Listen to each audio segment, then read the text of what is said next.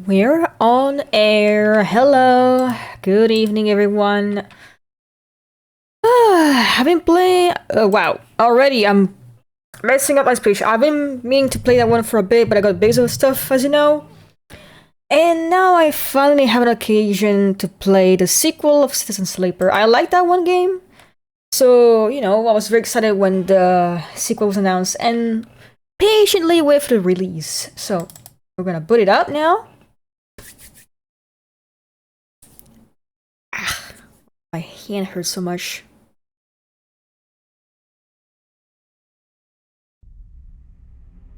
There we go.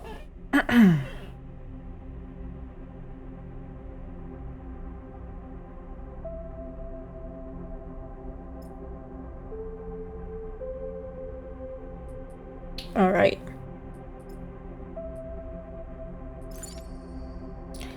Let's see. Difficulty. Oh, there's a death is permanent. Okay. Let's see. Further focus on the story. A low risk option. Broken dice are worth you 1. Higher stress tolerance. Death is disabled.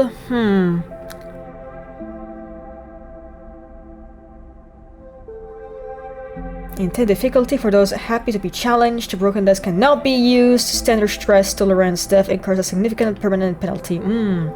Okay, definitely not dangerous, but... Huh. Oh yeah, 1 second. Let me quickly just...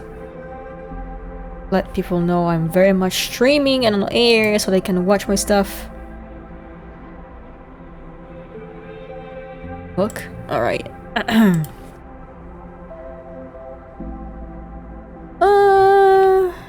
Oh, difficulty can be changed anytime. Okay, perfect. So I guess if it's too, yeah, no, doors on. We'll go with risky then. Let's see. Operator. Build to work with drones or remote machines. Okay, so that's the hacker character. I remember that from the first game. So they're very good at hacking, but very bad at, like, physical stuff.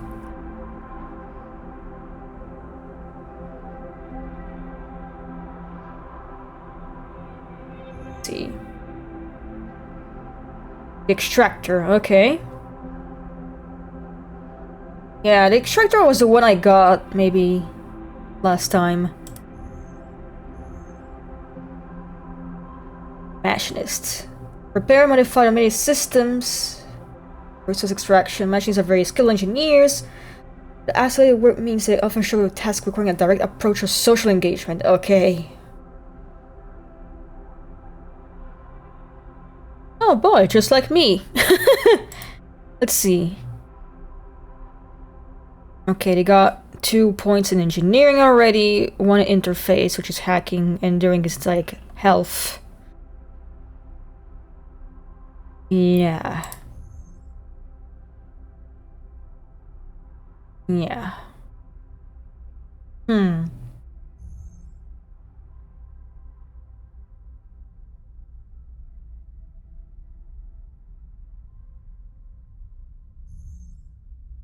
see. I guess Machinist is a bit more balanced in terms of like skills.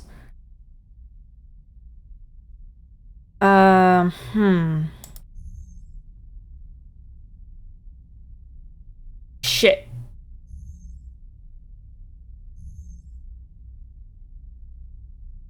I mean, Machinist sounds pretty good actually.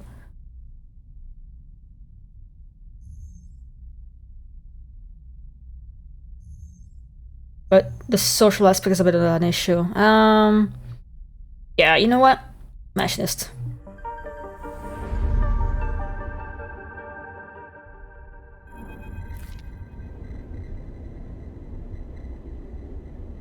Okay, expect me to fumble the words a lot. I tend to do that no matter how hard I try. So I'm gonna do my best here. In the moment before waking, the dark space before conscious thought, you struggle to find the pieces of yourself. Usually, these pieces come with a particular cadence, each appearing sequentially, like the boot process of a note terminal. First, your body, artificial, compromised, but relaying sense data all the same. Then, it's context. The breeze of air filtration, the soft contact of your birth in ZRG. Then, emotion. Coming into focus, coming into your body. Bringing with it all that first instinct, the one that has framed your past 100 cycles. Fear. But that familiar sequence does not arrive. Instead, you are unmoored in space, your body distant, context silent. Even your emotions somehow obscured and scattered. Among all of this array, only one familiar thing arrives. The fear. It is a scramble, panicked fear. The drowning fear. Falling fear. Oh my god, I'm sorry. The falling fear. The fear that makes you reach desperately for any stable point. It is this fear that tells you something is wrong, something's very wrong with you. Wake up, sleeper. The voice is whispered in your ear. An act that makes you suddenly aware of your head, pulsing in pain, your body rigid in tension. Sleeper. A familiar name. Hold on, I need to drink some water. I'm already feeling my mouth dry from all that. I'm barely at the beginning of the game and I'm already like... dehydrated. Sleeper. A familiar name. A mind copied, emulated. A body built, implanted. One person, sleeping, until their depth is worked away. Your double being made to work, to be consumed, and eventually to be destroyed. A proxy. An emulation. A sleeper. This is what you are. But you escaped. You remember that now. Broke free of your corporate creators, as an ARP, in search of a future. You cannot remember the details of your escape, but you know the fear has been with you ever since. All of a sudden, you remember. You remember you have eyes. And your eyes flicker open. Lane. That's a new character, we don't know that. Pale eyes and a pale face. Lane. The name comes with some specific sensation of fear. One you recall from instinctively. Sorry to interrupt. A sharp smirk. But this ends here. You search your mind for more than a name. Is this how you reward me for my generosity?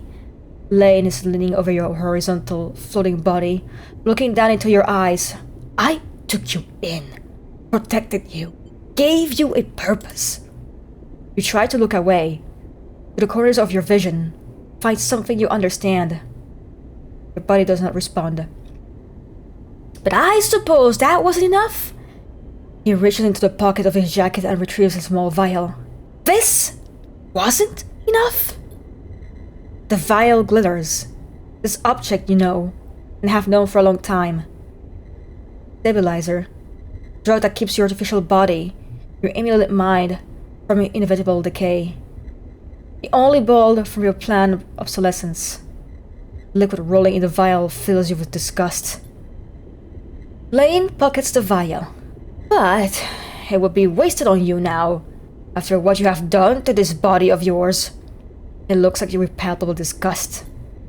Lane's eyes scan your body, and as they do, you become aware of the wires and tubes attached to you. Those that were meant to free you from your dependence, from the stabilizer, and the controlling grants to Lane. You're free, you piece of shit! They don't need you anymore! The voice comes from somewhere behind Lane's head. It's a voice you know, but when you search your mind to try to understand why, you find only dizzying darkness. Shut him up! Lane barks the command. You hear the sounds of impact, of pain, from elsewhere in the room.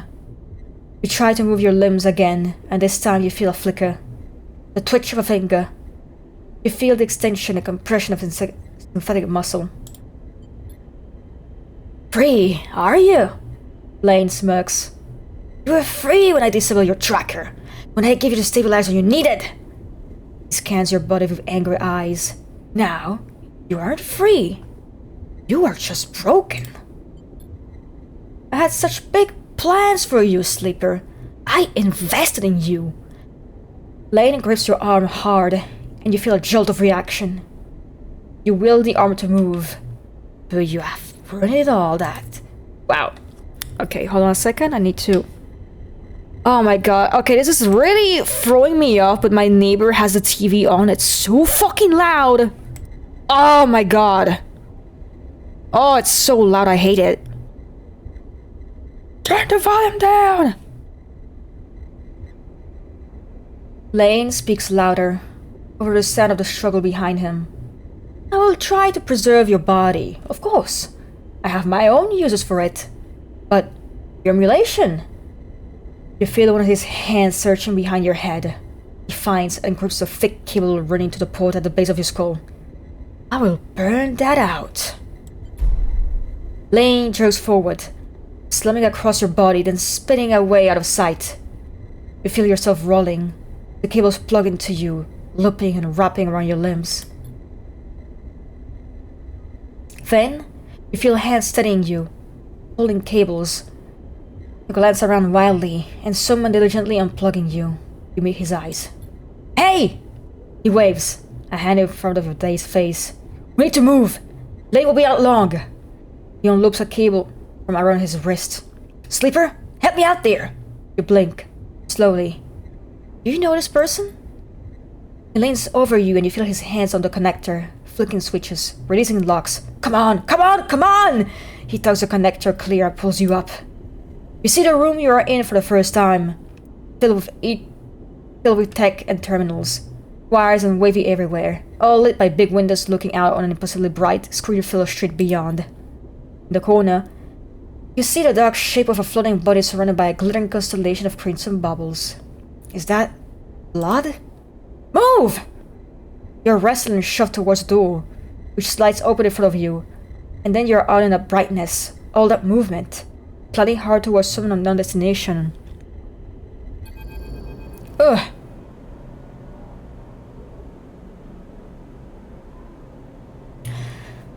You come to a stop in a dark alley, the one who guided you here, pausing to catch his breath. He doubles over beside a massive life support unit that sends a lukewarm breeze across your skin. You stare at him, trying to recall anything about him. You notice his tattered jacket, his lightweight clothes. You remember this station runs hot. Something about the power that flows through the place. He looks up and meets your eye. What's going on, Sleeper? He wipes the sweat from his forehead and it floats away in a swarm of spheres. Talk to me! Who are you? You see a concerned frown across his face. Don't mess with me, Sleeper, that's not funny! He comes closer, eyeing you carefully. What station are we on? He narrows his eyes, waits for the answer. Close your eyes, trying to recall. You force your way through the dark of the image of a station. No. City. Crawling on the back of a vast set of external solar cells. Shadowed by them. You open your eyes. Dark side. The word leaves your mouth like an exhale. An instant.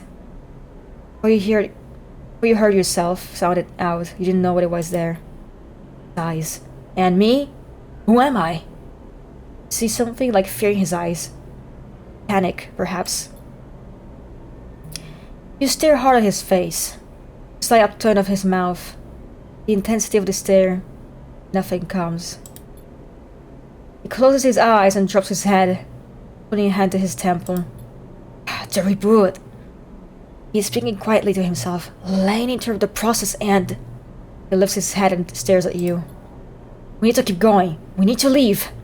He turns and kicks off down the alley. Come on. The rate can be far. Ugh.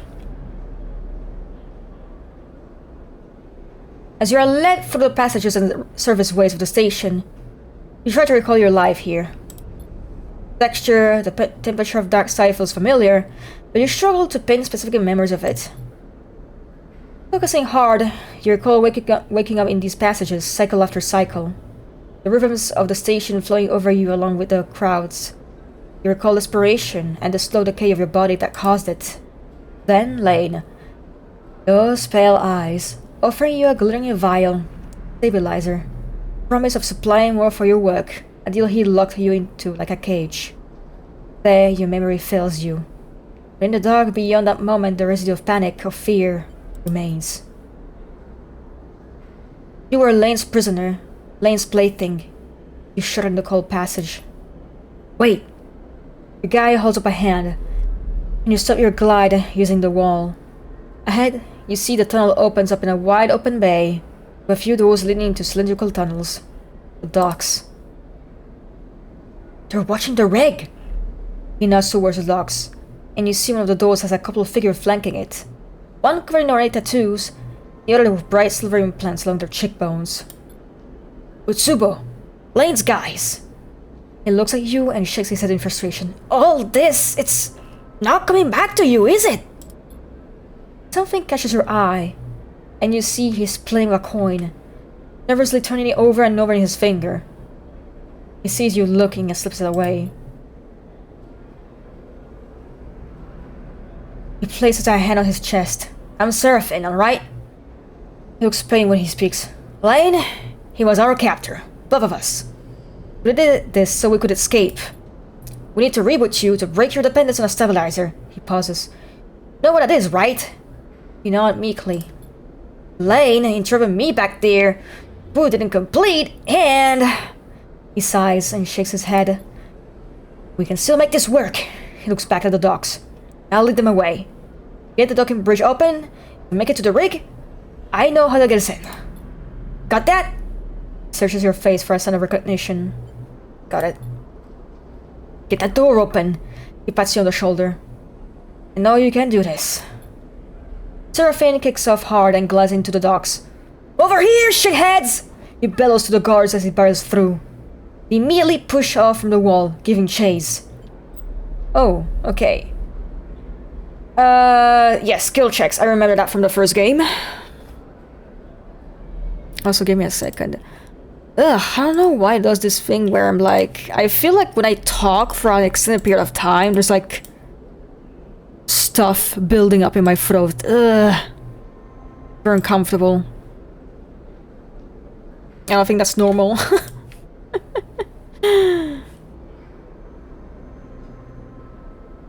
Let's see... Okay. Perfect. Back to it. Nice actions you will encounter later. Skill checks can have a positive, neutral, negative outcome. Yep. Yeah, I remember that from the first game. Let's see. Okay. I'm an engineer, so I'm not a hacker. So my best skills are like brute forcing shit a bit. Okay, so this one has a better like better chance at managing. Because this one is a bit risky. There's still a 25% chance I'm gonna fuck that one up. So, break the seal. Hell yeah. You wait a breath, then glide across the door you were guarding. You look, already panicked, at the tightly sealed door, its control panel locked out. You hear a shout from somewhere nearby. You need to get it open. You shift to the central access panel and wrench it open. It only takes a moment to understand the mechanism, and you reach in and snap the locking access, the door popping open with a hiss. Go! Go! Seraphine flies past you, through the doorway, into the docking tunnel. You turn to see the two guards approaching fast across the docks, and quickly glide after Seraphine. Seraphine is already at the rig's door, inputting an entry code. The rig's door sits open, and you both rush inside. Quickly! Seraphine grabs you by the arm and drags you up to the cockpit, the ship's layout hazing your mind. He dumps you in a flight seat and straps himself to his own. You see him tap a series of buttons as he does, talking to himself. Come on! The rig's drive rumbles into life, and Seraphine slams a button on the console. You feel the force of the ship's acceleration as it pulls away. I can't talk, I swear. I'm a human, I can talk. Yay, finally some music. As the ship glides into place on the connecting bridge, its automatic system nudged by the port's docking protocols, you feel a sense of relief. Seraphine burned hard out of the dark side, and you drop in and out of consciousness in your seat as the rig made its way across the belt. But now, With open space between you and Lane, you feel fresher, more awake. Seraphine breaks the silence. Ah, we're good, sleeper. His eyes don't leave the monitor, and you realize this part of your escape is routine for him. You and he must have docked the ship countless times in your work for Lane. Problem is, you don't remember any of them. We made it, he whispers, closing his eyes and letting out a sigh. Certainly did. He turns, and you see a pained look on his face, as if remembering something difficult. Have you said this exact thing to him before, in the same situation?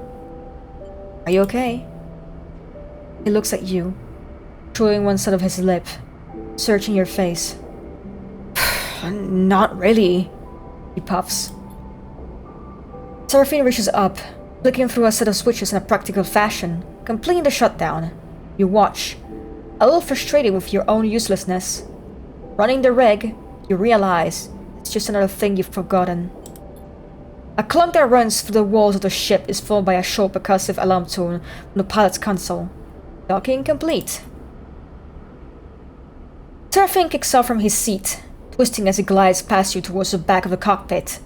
His hands find the rails on either side of the doors, and he pauses, gazing into the corridor beyond. He turns back to you, backlit in cold cyan. We need a plan. He glances around. Late's not going to let us slip away quietly. He sighs. We need to talk. Seraphine furrows his brow. Not now, sleeper. We need to forget. He flinches, the words coming out wrong. We need to focus on something other than... Pauses again, unsure. Us. He sighs. We need to survive this thing first. Then maybe we talk. Fine by me. Seraphine nods, but the tension remains. Hold on. There we go.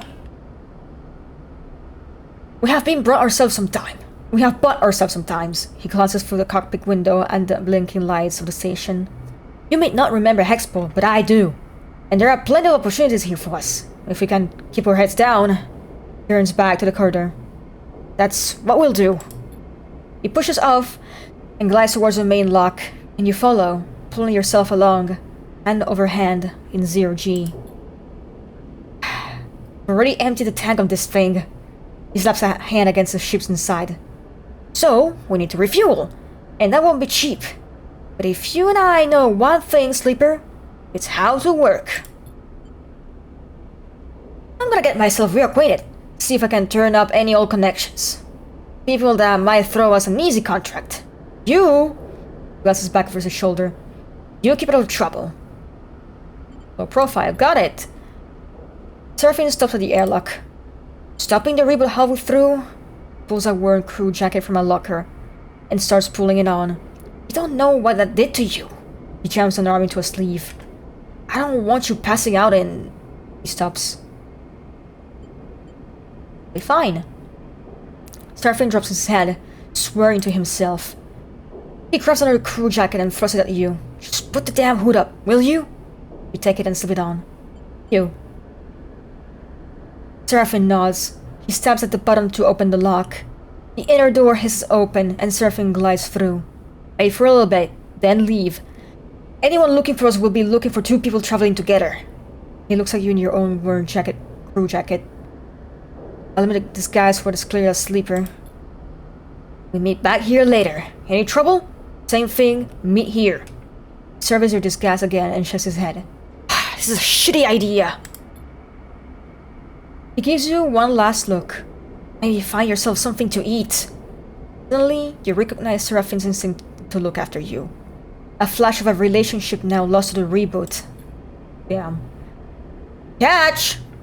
Seraphine throws a handful of something towards you. You manage to grab the projectiles, and when you open your hand, you see a stack of cryo chits. I should get you some food. We'll need some more for fuel and supplies. He grimaces. That means odd jobs on the station for both of us. Seraphine kicks off and glides down the dock and bridge. Don't go too far, alright? He shouts as he leaves. Take it slow. And with that, he is gone, leaving the connection bridge and heading to Hexport docking on course. You wait for a moment in silence. Plan. You try to think ahead of what might be coming. You'll need work. That's the first step. But what then? Leia will be coming eventually. The sooner you can put some distance between you and Hexport, the better. So, it's a plan. Rest, resupply, and run. You shake the thoughts from your head and pull the jacket tight. Let's see what Hexport has to offer. Kick off and glide into port. Alright. Yep, cycles, I know that. I know I know that. Clocks, I know that. I am familiar with that. And I think, yeah, that's the energy meter here on the top. Oh, wow. Okay, let's see the rig. Yeah, okay, that means that after a certain amount of cycles indicated here, fucker's gonna be attacking me. Let's see. Let's see, the rig is a ship, blah, the rig is docked, a hub, there are multiple areas you can visit, okay. Okay. Bunks, use dice to reduce stress, Galley, use plus to regain energy. Dock at a hub, it could be also help to aggregate resources. Yeah, sorry, I'm not reading this out loud, I'm just reading to myself. You can quickly visit and leave the rig with right click. Oh. Okay.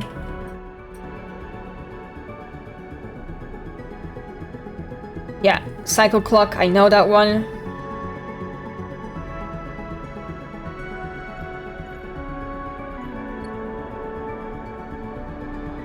The moment we can unlock that. Let's see. Hexport change. Hexport docks. Yes, the dice. I remember that. Let's see. But the dice system is different. I remember the dice didn't have duration on them. Oh, why is my voice cracking so much?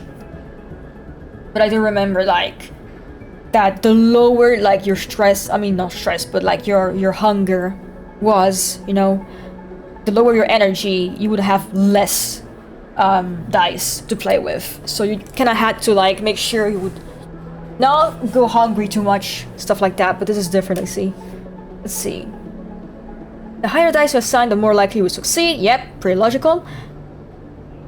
Modify by your scale. Yeah. Okay, so for example, if you have a dice that's, for example, a 3, and you want to use it for, like, an engineering skill, and you have a bonus engineering skill, it's going to increase the amount of points on the dice. So it's gonna be like a 4 or maybe a 5, depending on how you upgrade. I remember that from the previous game. Yep, I remember everything.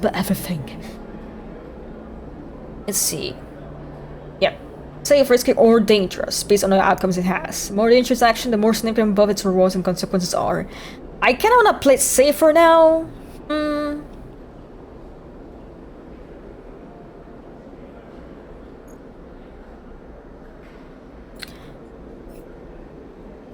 Okay, drives.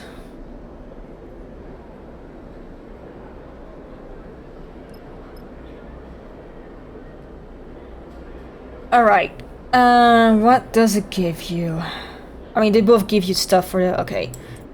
Engage. Ooh, okay, right. I have the... oh, wait, hold on, let me go back to it. I don't have the social skill, which is bad.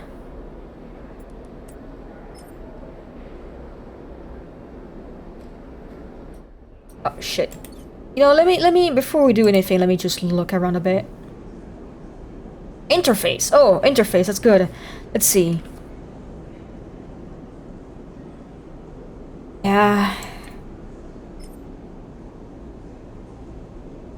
Near. Wait. Oh god, I need to get used to the controls eventually. Yeah. Yeah, see, because I have the engineer skill, it gives me 1 more point, which means more likely to succeed.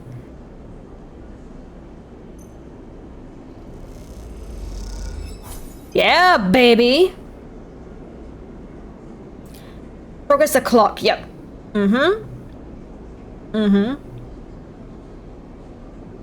Yep. I know video games.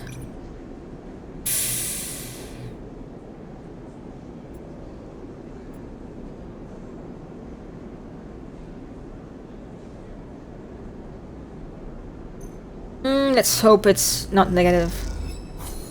Ah. Oh yeah, okay. Oh, I keep forgetting that.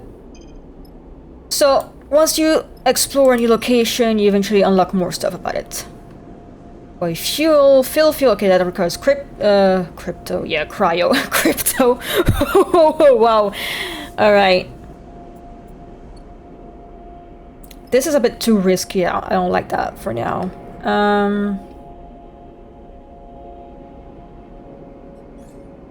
So, okay, welcome to the character screen. This is where I can upgrade the stuff. On the left, you can upgrade your skills to improve the skills modifier. Apply to your dice when you take an action. On the right, you can upgrade your push and the unique ability of your class. Bring your push and only one upgrade at each level can be activated at once. And configure which upgrade is active only in the hub, okay? At the moment, I don't have points available, I think. -1 stress.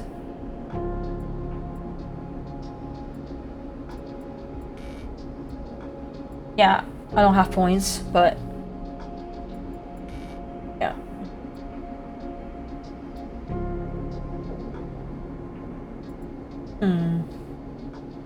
And you can't upgrade engage at all? That's shitty, but I guess that makes sense, you know?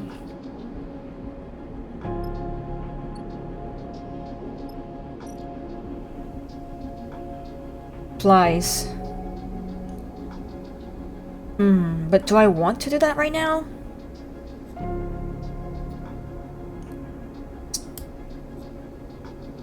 Let's go for 1.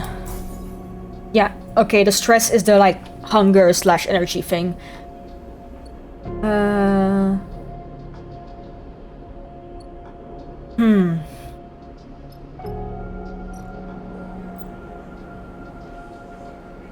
Eating, yes, gives you energy as you're starving. Different foods, different amounts of energy. Yeah. Like, shitty cheap food won't, like, fill you much, but it's something. But, you know, that's just how it be in real life. Haha. But yeah, this costs money. I'm gonna have to end the day. We still have time. We got a lot of time. Let's see. Odd jobs. Let's go for maybe...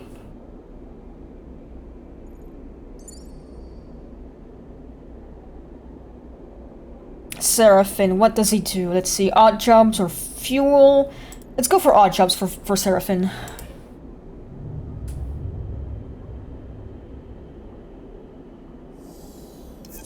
Ooh, good dice here. We're in trouble, sleeper. Seraphim leans into the bunk as you're getting up.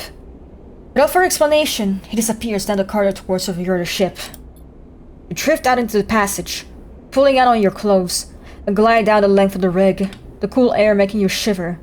Seraphim is a silhouette silently leading the way.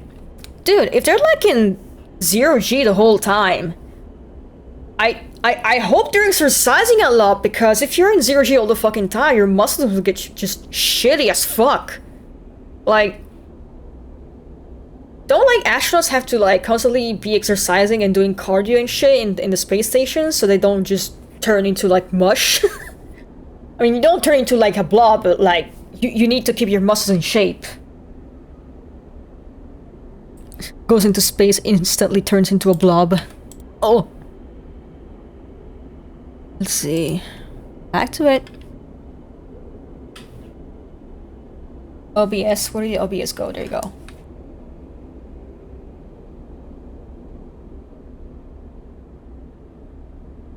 He stops at the far end, diverting through a side door, shooting you a glance as he does. Glance? Glance! Oh my god. English? What is English anymore? You find Seraphim inside, holding one of a tangle of our thick tubes that are waving in the 0G engine room. You know what these are? Fuel pipes? Seraphim shrugs. Close enough. These are the engine's feed line. He waves you one in the air.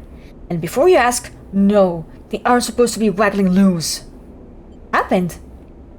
These must have broken loose when we were pushed the ship hard on our way to the dark side.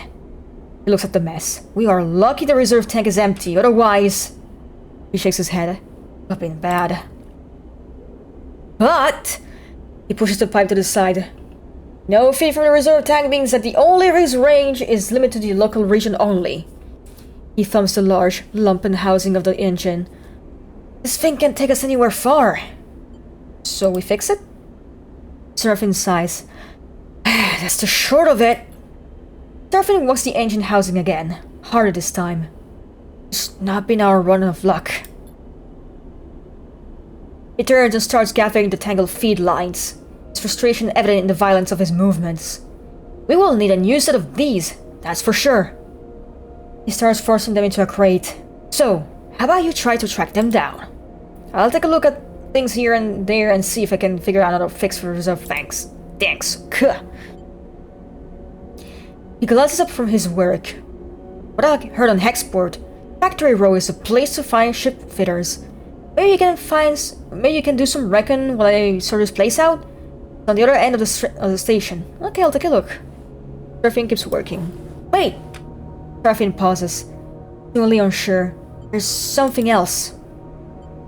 He drops the feed lines and they float, waving in the air like tubular seaweed. I heard word that Lane's on the hunt. He frowns. A message went on everywhere on the local radios of Darkside. He's looking for us. Shit! You said it!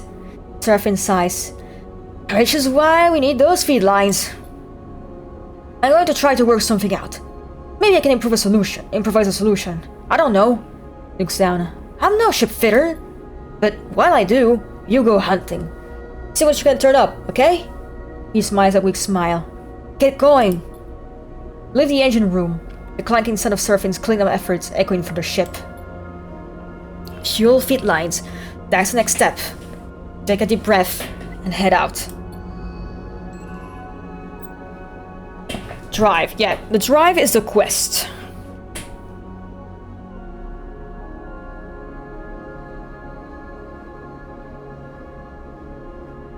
Major and minor, okay.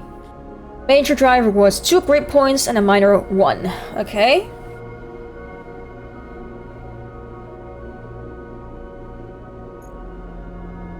Okay, what is something we could do?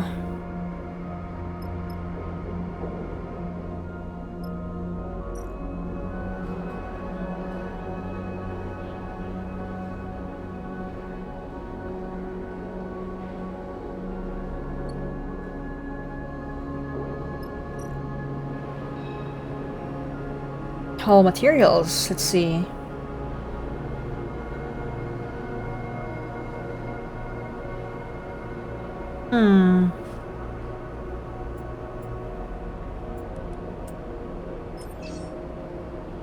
Endure.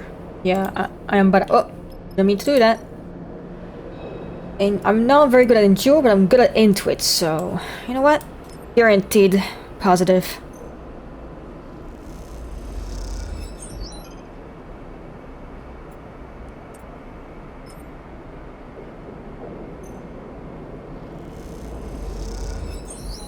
There we go.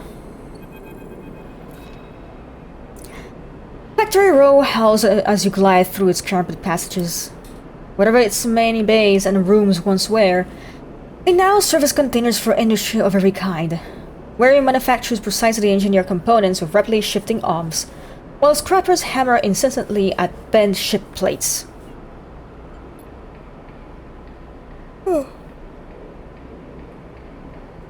I'm EP. Everywhere you look, there's energy and activity, and for good reason. Export itself is not built on a derelict fragment of a solar reflector, and even the small amount of energy generated with its remaining mirrors is enough to power a city of machines. It is familiar to you, of course, in a strange, far-off way, because of Darkside. That place and your memories of it are a muddy haze, but it is hard to forget the glint of its xenon reflectors, 10 or 20 times more in number than Hexport's, and that wild, flickering city growing out on the back like a tumor.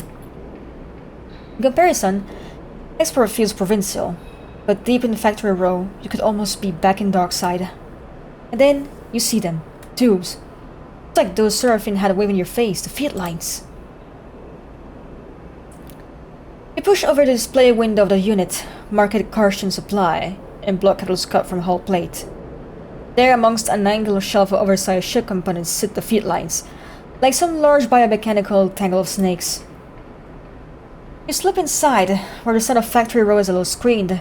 You spot a large figure walking on a bench, hunched over, concentrating. Seems he doesn't notice you either.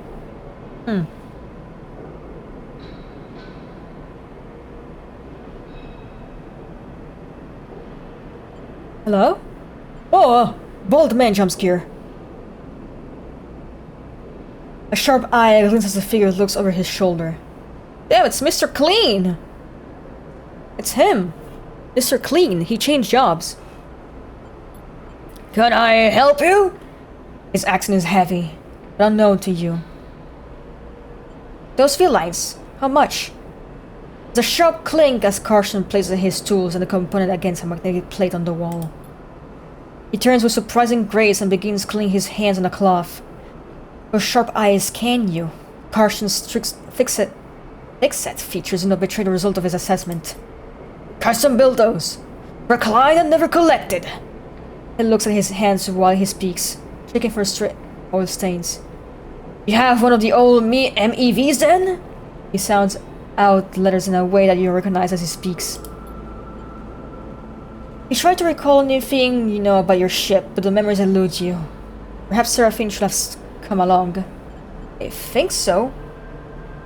Carson squints a little. Right. Look! Carson drifts over to where you are, standing. His imposing hate evident. For a fellow enthusiast like you, continues in a distinctive monotone. Let's say a few hundred cryo. No clean jets. He shoots a glance at the feed line. 400, let's say, to be precise. Oh fuck, I don't have 400. Carson looks you up and down and sniffs. It's expensive, I know. It's a shame, but it's just what they are worth. He screws up his mouth a little, into something that might be a smile. However, I'm over the birding type myself anyway.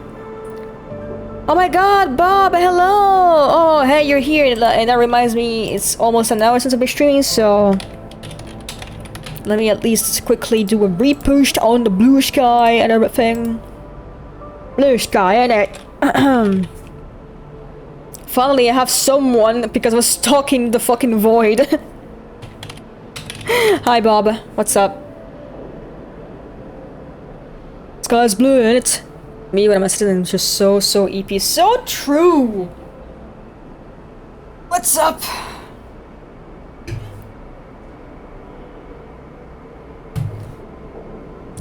Two! Barter sounds good. Carson nods sagely. There's a little favor I need a crew for, and well, you look like you might be a good fit. He tucks the cloth away in a pocket and claps his hands. I know an old Solheim wreck out there, very old, pre-collapse. First streaming in like a week tonight. Oh, hey, what are you gonna play? Or Apex, or like just something else?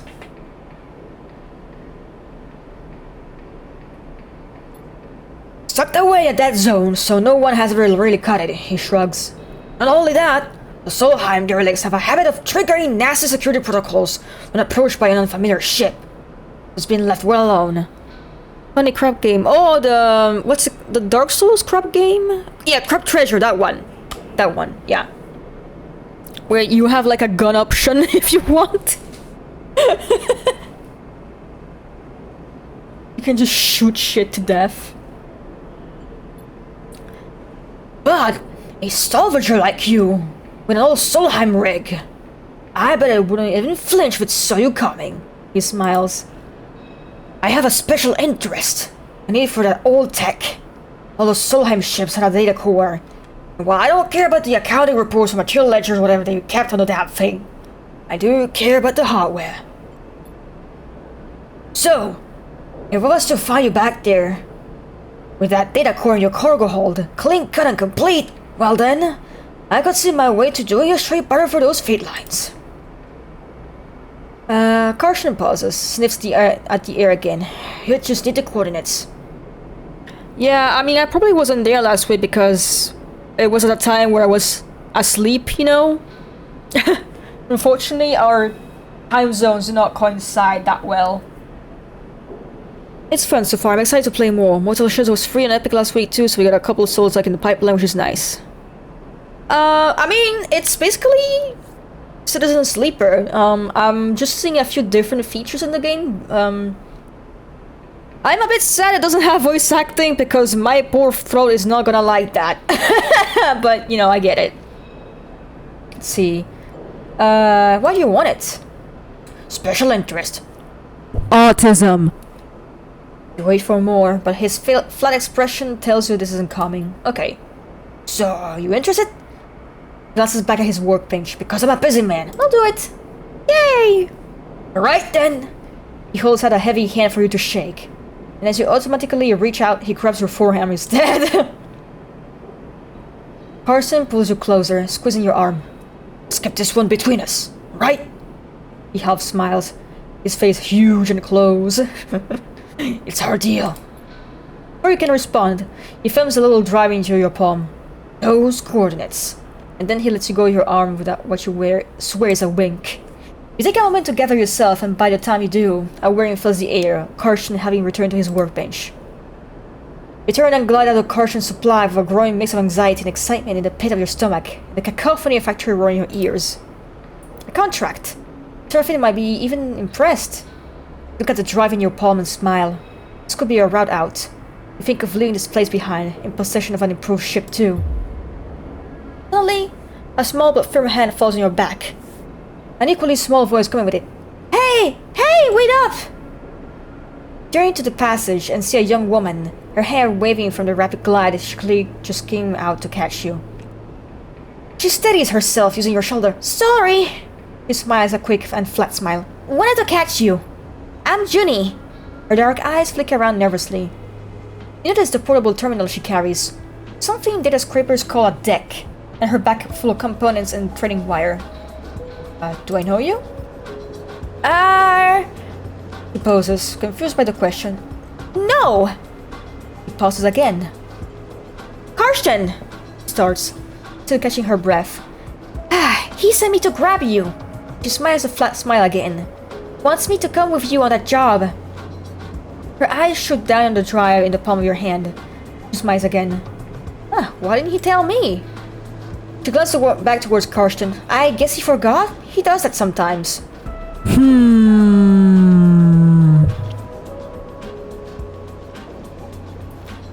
She looks sheepishly at you. He just grabbed me after you two were done talking, so... Karsten's always sending me on things like this. I guess he wants me to help you out. Keep an eye on things. Pauses. I can be pretty helpful. So... She looks around the passage. Should I meet you at your ship and you can tell me when you're ready to go? Sounds good. Okay, great! Her eyes light up. She notices she still has her hand on your shoulder and takes it off. Junie pushes it off and waves. Looking forward to working with you! She calls back as an afterthought. What about the ship? Oh, I'll find it! She calls back, and then disappears down the passage. You watch her go. Glad of the contract, but nervous too. Will Karsten keep up his side of the bargain if you deliver? I don't know about this, Sleeper. Serafin looks nervously out of the rig's windows as you finish explaining Karsten's deal, as well as Junie's offer of help. This job was easy. Karsten would have done it himself already. That means there's a catch. He frowns at the stars. And there's definitely something going with this Junie girl. He shakes his head. I think it's a lucky break. Serafin gives you a look. No such thing. Sighs. This is the belt. That means someone's getting dicked over this. We just have to make sure it isn't us. What if... Serafin narrows his eyes. We could get the cryo together and buy the feed lines. Is that even possible? I found a contract board at the exchange. Further in station. He gestured towards exports. Took on a job? I might get us some of the way towards buying those feed lines. Plus... if we even do want to take Karsten's job, a bit of money to get ourselves prepared won't be a bad idea. Fill up on fuel, supplies, be ready for whatever comes. Do we have time? Probably not, but with a cryo for fuel and supplies, we aren't going anywhere. Serafin sighs. Just take a look at the contract board, see what you think. While you're at it, Might want to see if you can scare us up some freelance crew too. Surfing shrugs. Many hands make light work on all that. Or we stop messing around, we take Carson's job and get it done before he can think twice. Surfing yawns. Ah, and I'm yawning too. Real life. Game's so immersive it makes you yawn, but that's because I'm tired. Seems like a whole set of bad options to me. Either way, I've still got work to do on the drive. Surfing nods a farewell, heading back to the engine room. Let me know what you decide. For a moment, you pause, letting the haze of plans and ideas settle in your mind. Me when I'm reading. Suddenly, you curl up, pain shooting along your spine. You grit your teeth, your muscles lock tight, your vision narrows as you squeeze your eyes shut. Thanks for making me yawn at work. Damn, it can even work through screens? I thought yawn contagion was just when you were physically seeing someone yawn. What the I'm not! I can't stop! I'm sorry, I'm tired, okay? It's almost 10 p.m. where I am! Making me eepin!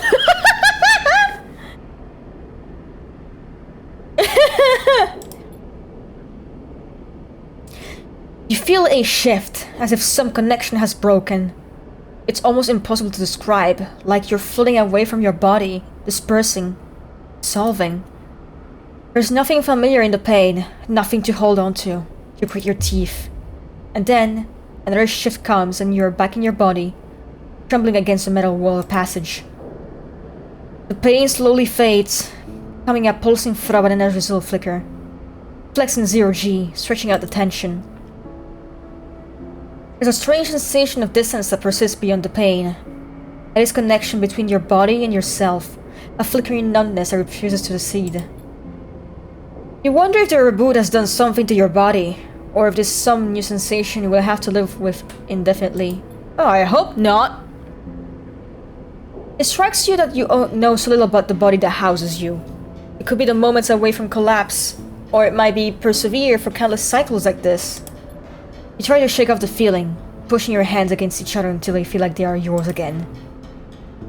Time is the only thing you need, and right now it feels like it's running out fast. You can't have the airlock, you have work to do. Okay. Contract. Oh wow. Oh wow, this is new! Wow! Okay.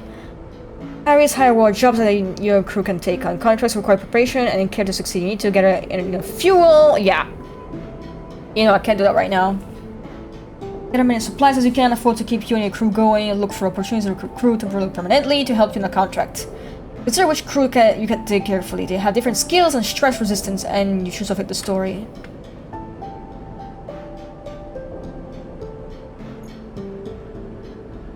Yeah, I'm not ready yet.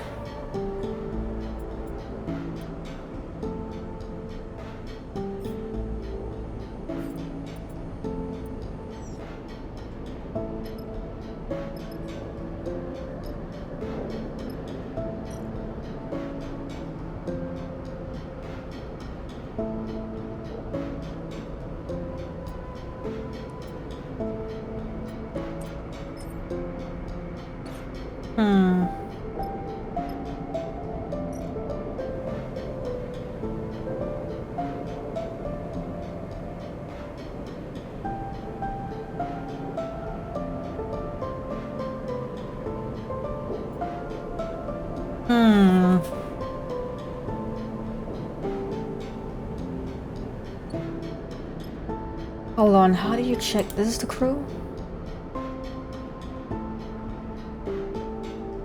Let's see, Seraphine.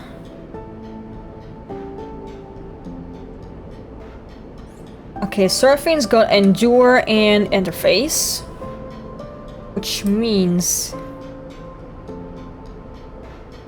Scavenge fuel, maybe.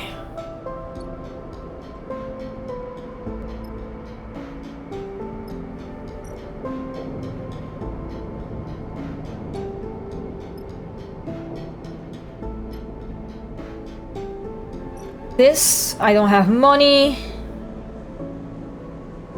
By fuel. I could maybe buy some fuel.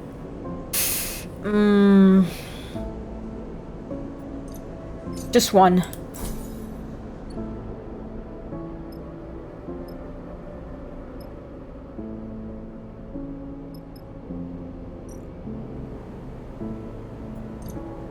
Oh boy, I'm fucking broke.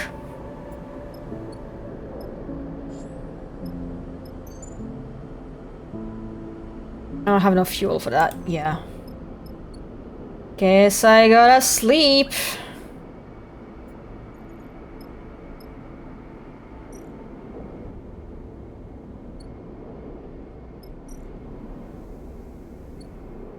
Not gonna make food for now. Wait, what? You need fucking... Oh my god.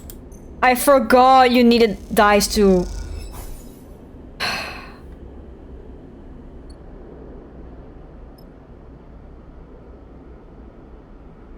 Yeah, I would like to end the cycle. There you go.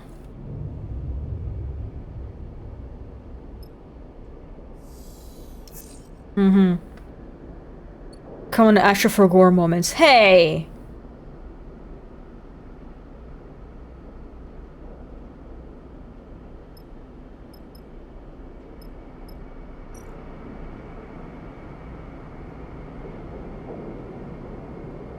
Engineer.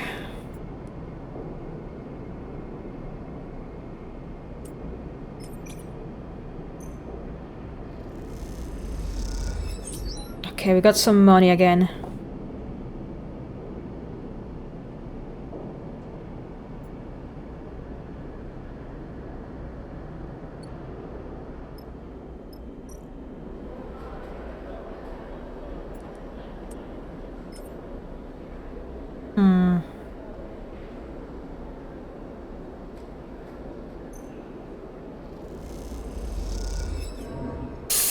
Fuck.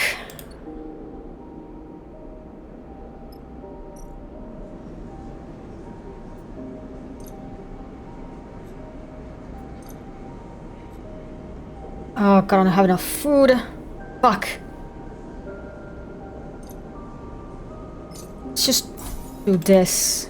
And... God, this sucks.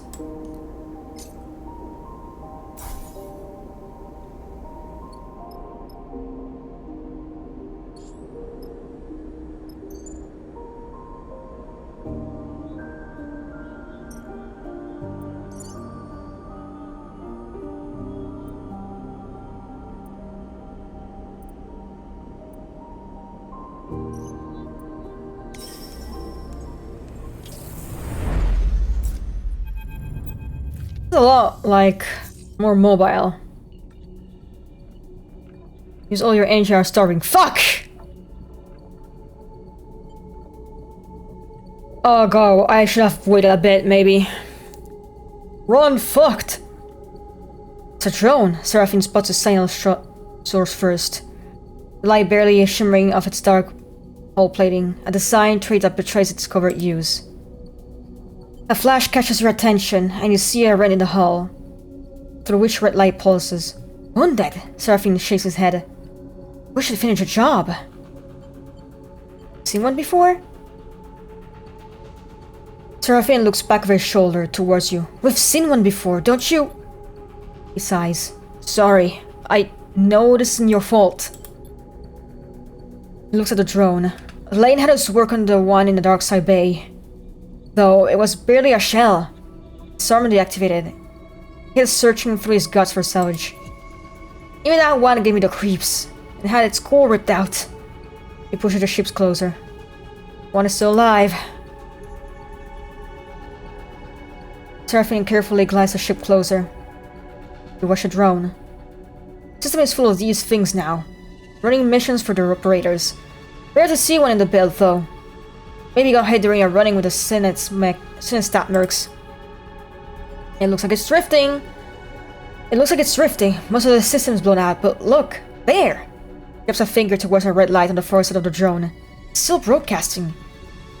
Maybe receiving. Attack us? Likely. Revin smiles. God bless us already if it could. Try not to dwell on the thought. Surfing brings you even closer. What I remember from the dark side job is that the central core and the broadcast array need to be shut off to kill those things. Or we turn off local systems, and the broadcast array will sever the link with the convoy operators. Surfing swallows. But you can bet those systems are protected. Attention is suddenly drawn by a shut-up from the drone, like a tremor running along its length. This thing is rigged to blow, Sleeper, he frowns. Go slow and careful, and we don't touch anything we don't know about. You know along automatically, slow and careful. Surfing brings the rig to a stop, close enough for you to cross through the open space to reach the drone's hull. Suit up. You head down the airlock to prepare. As you get suited up, you think of the culprit war taking place in the inner system, the war that this drone was driven from. Out there, on the shore of conflict, the biggest danger is that flotsam and jetsam drifting in with the tides and orbits of the system might, one cycle, bring the war with it. Now, the belt is outside of its reach, but looking out at the red pulsing drone, that doesn't give you much comfort. First contract. Okay. Assign 2 dice for each crew member. Pay attention to the crew's skills and use them effectively. It's got endure and interface. It's like... Wait, no, that's not interface. Hold on. I'll look later. The crew will take stress. When the stress is full, you'll no longer be able to use them to perform actions. Energy bar only will be supply for each cycle that you have available supplies. Yeah, about that! I fucked up, chat! I fucked up, chat.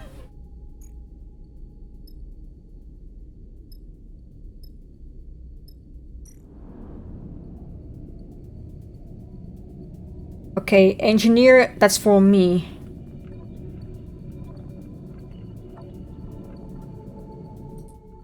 Hold on.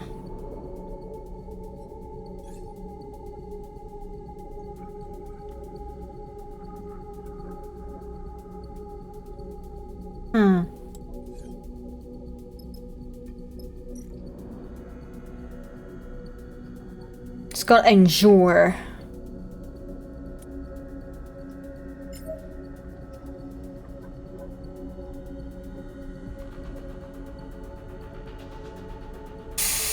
That's so fucking risky. Oh god, why did I do that?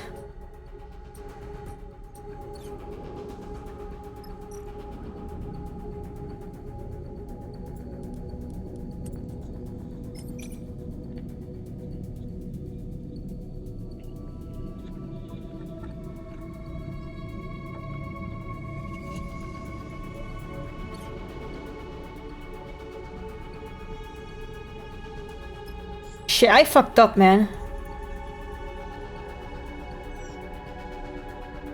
I fucked up, chat.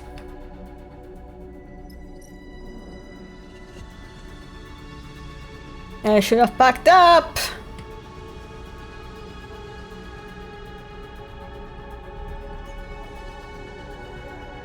Who's pinging me? Oh, there you go.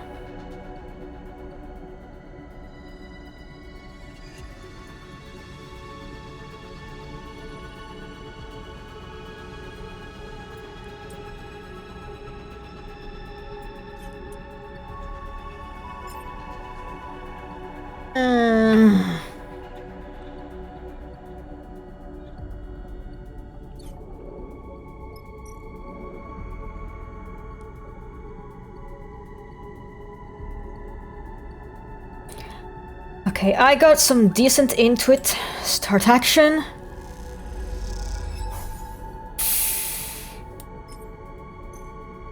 Press. Yeah.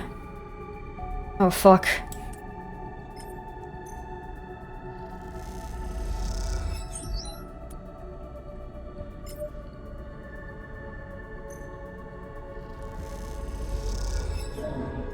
Fuck.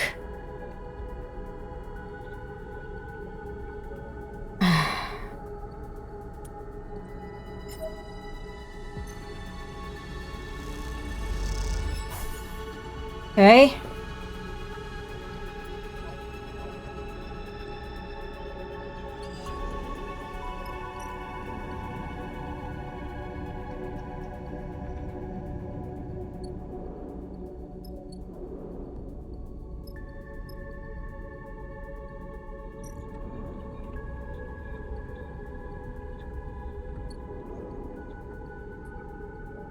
This is bad, chat.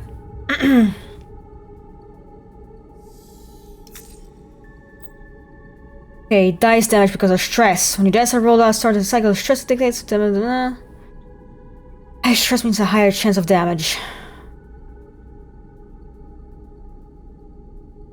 And he's stressed out too. Oh, I fucked up so bad, chat.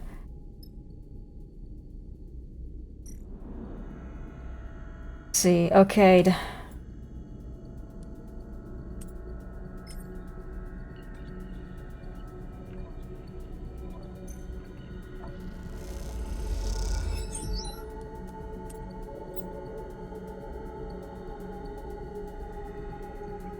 Pushing extra H1 stress.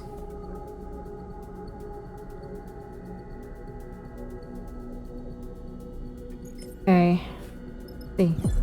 Oh. Okay.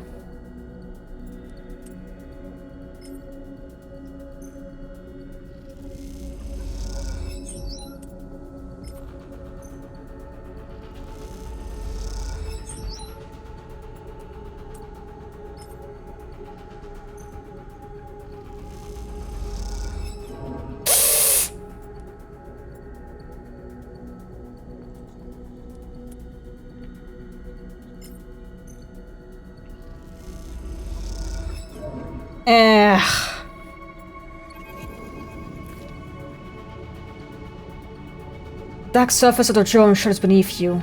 Red light flashes across it, pulsing out of the torn holes in its skin. You look around and see Seraphine silhouetted against the rig, already clear of the drone. Glances back at you and you realize you are in trouble. You don't have a choice. Oh, fuck, fuck, fuck. Ah! Absolutely fumbled run. You feel a buzzing sensation coming through your hull as you take a moment to calculate the trajectory. The rig seems so far and so small and you hesitate, unsure if you can make the leap. A pulse runs through you, blanking out your sense for a moment. You feel a shudder of pain and then nothing at all. Fully in darkness and silence.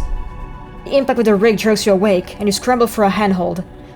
You manage to find one and pull yourself against the ship. Your body screams in pain. You glance back and see arcs of energy shimmer across the dark hull of the drone. Seraphine is waiting for you at the airlock. He guides with care and cycles the system. Not the best way to do it. Seraphine shoots you a glance.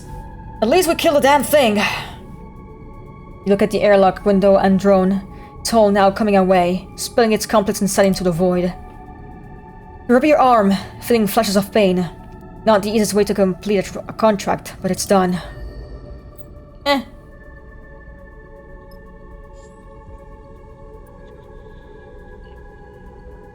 Yeah, let's leave. I need food! After docking at Hexport, Seraphine lets go of the controls and leaves back in his chair. It's good to make a contract work, he smiles. No matter how we pull it off. It's hard not to agree. It feels better when the Hexport courier comes with a lockbox full of chits. Yes, food, finally! Lane may still be hurting you, but this should be help the effort to slip his net. I need food. I need food.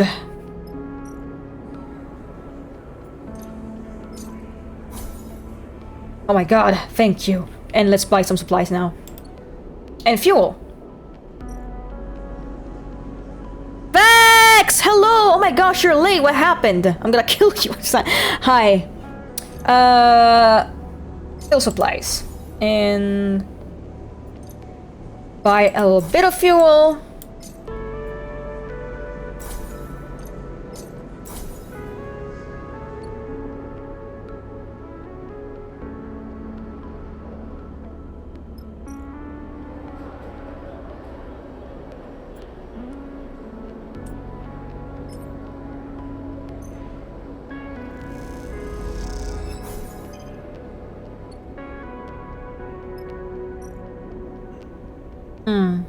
Okay, cheap food here.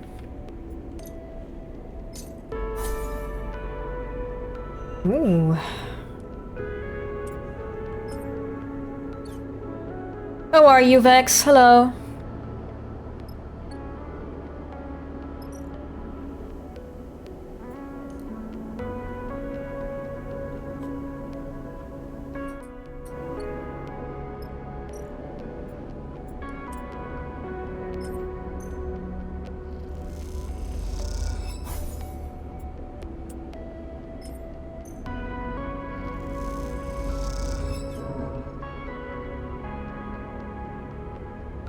recovery failed. Yeah, that's me when I'm trying to sleep.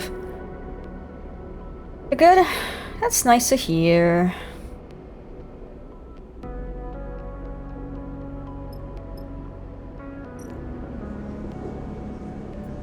Let's maybe buy one more fuel, just in case.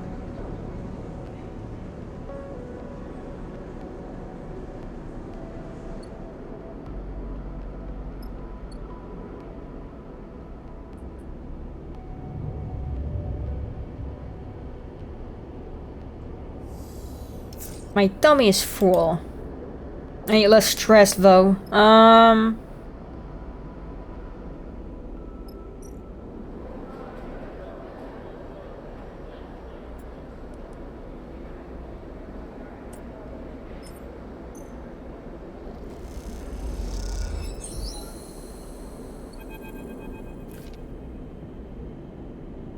As you are gliding across the docking concourse, you hear a scuffle. The noise of raised voices cuts through the conversation drifting out of the dockside shops. Glancing down an alley, you see a huddle of figures shouting back and forth. You spot one man in the middle of the group, surrounded, pushing the others back as they grab at the bag slung over his shoulder. Let's see. You don't like the way this looks, but then again, Seraphine told you to keep your head down. Wait out. You slip back from the alley entrance a little, pressing yourself against the wall. This is not your fight. You look around to see if anyone might be coming. Most of the spacers are near the docks. You hear a shout and a series of impacts, and you turn back to the alley to see figures gliding straight down it toward you. You pull back as they shoot out and disperse into the crowds, a bag in one of their hands. Blech, can read. Moments later, an imposing figure follows them out, stopping at the threshold to try to spot where the assailants went. He turns to you, suddenly spotting you lurking by the wall. Oh my god, you're a big dude. You see those scumbags? The man shakes his head. Bunch of cowards! They, head into the dock. He squints at you, perhaps noticing you are a sleeper. You here? Kind of. The man raises an eyebrow. Feeling cagey? You need to explain to me. The man pauses. I've gotta ask. You didn't have anything to do with those guys back there, did you? Gesture back to the alley. No. Alright. He goes. Had to ask. The man pats his chest. I'm Femi. He unshoulders one of the bags that pushes it towards you. Here. Make yourself useful. Let's head. You get the strap and the bag over your shoulder and follow him through the docks, gliding past the concourse towards the connecting bridges. He cuts down a side passage, looking back to check you are following. Then, he stops at the docking bridge connecting to a dull green ship with yellow markings. Look out the viewing window at its odd catamaran-like shape, fully built from two separate hulls, welded together. Symbol Crash, he says. And you assume that's the ship's name. Oh, Nia! I think I remember her from the first game. I think that's her? Is that the same Nia? No. Is that her? I remember a lady that kind of looked like her in the first game, but I don't know if it's the same.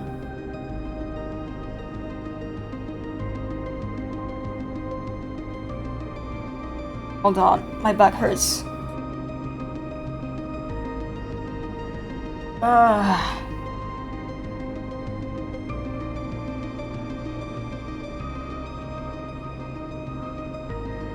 Doesn't look like it's her. Maybe.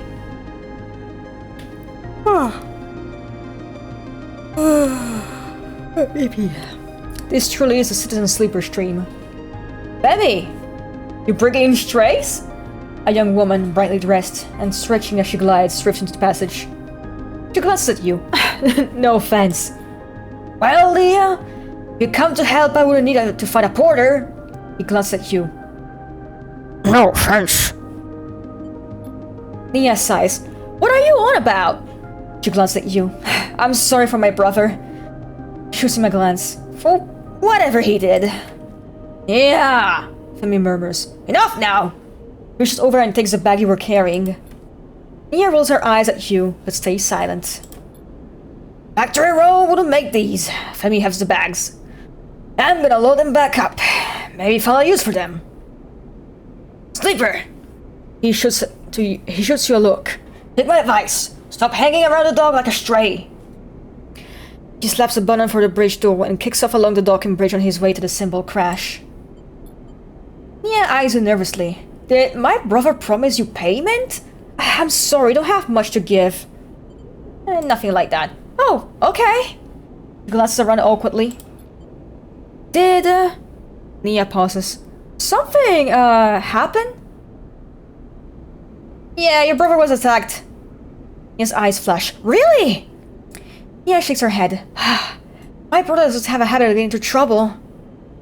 It wasn't his fault. She raises an eyebrow. Are you sure about that? Things have been a little difficult, she sighs. Slipper, can I ask you something? Sure. Takes a deep breath, then gives a direct look. What is she building up to? Are you looking for crew? She looks away. Sorry to be direct, but you seem like, well, if you're on a hexport, maybe you're with a crew. She stops herself. I mean, maybe your crew needs crew, maybe you're looking. I am. She struggles to hide her smile. Nia looks back at the ship, then at you. Look, I'll be honest. Being on a crew with my brother is nice, but he is suffocating me. She frowns at her own bluntness. Not a kid anymore, you know? But he still sees me like one, she shrugs. I want to show him I can handle myself. I need experience. I need to run some contracts. She gives a determined look. What do you say? I ask your brother. That is exactly the point! She shakes her head. No! You should not have to ask my brother! Her eyes flare with anger. She catches herself. Sorry. She pauses. I'm a good salvager, alright? You can use me. She smiles. I can spot things, find gaps, ways in. She folds her arms across her chest. I know what I'm doing! Femi taught me well. She glances back at the ship. Just consider it, alright? Let me prove myself.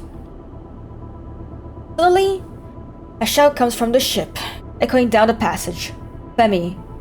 Makes both of you nervous. He looks in his direction. I should go. Pushes off towards the docking bridge. I'll be waiting. He gives you one last glance as she departs, then disappears into the docking bridge, leaving you alone in the passage.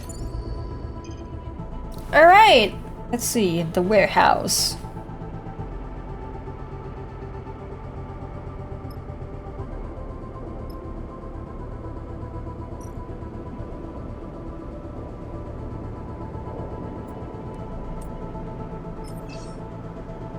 Oh yeah, enter skill missing.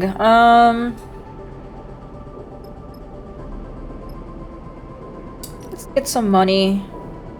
I'm good. I went earlier at the monthly game dev meeting. Got to see some PPO's games, some of which I've already seen before in the previous months. Yeah, I stood here for like an hour or so and then I went out because I needed food. And then get ready for streaming.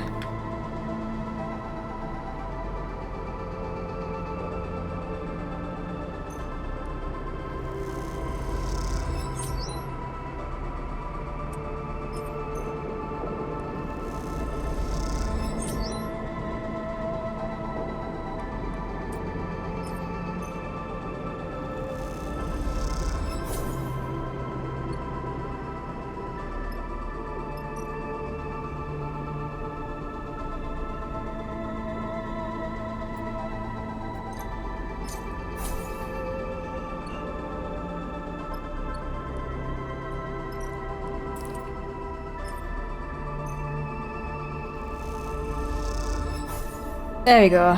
Less stress. Let's see. Can we reach that? Yep.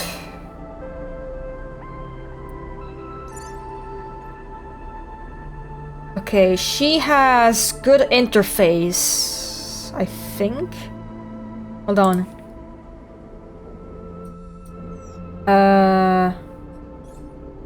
have 1 point available. I could maybe... okay.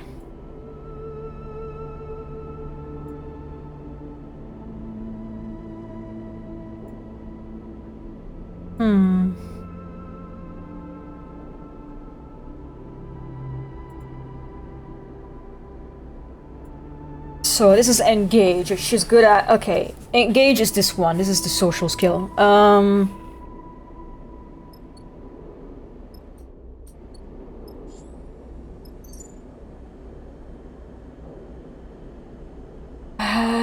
Scrap. You pull out is yours. Okay. Yeah, I don't think engaging is gonna do much. You know, but you know, oh god, fuck, I keep confusing shit. Yeah, this is engage. The 2 arrows going the same direction is engage. So he's good at endure, but she's good at interface.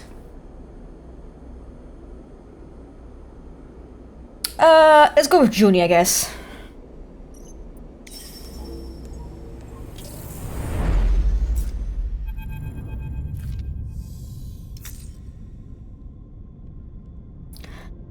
The Solheim derelict fills the cockpit windows, all twisted plates and skeletal strutwork.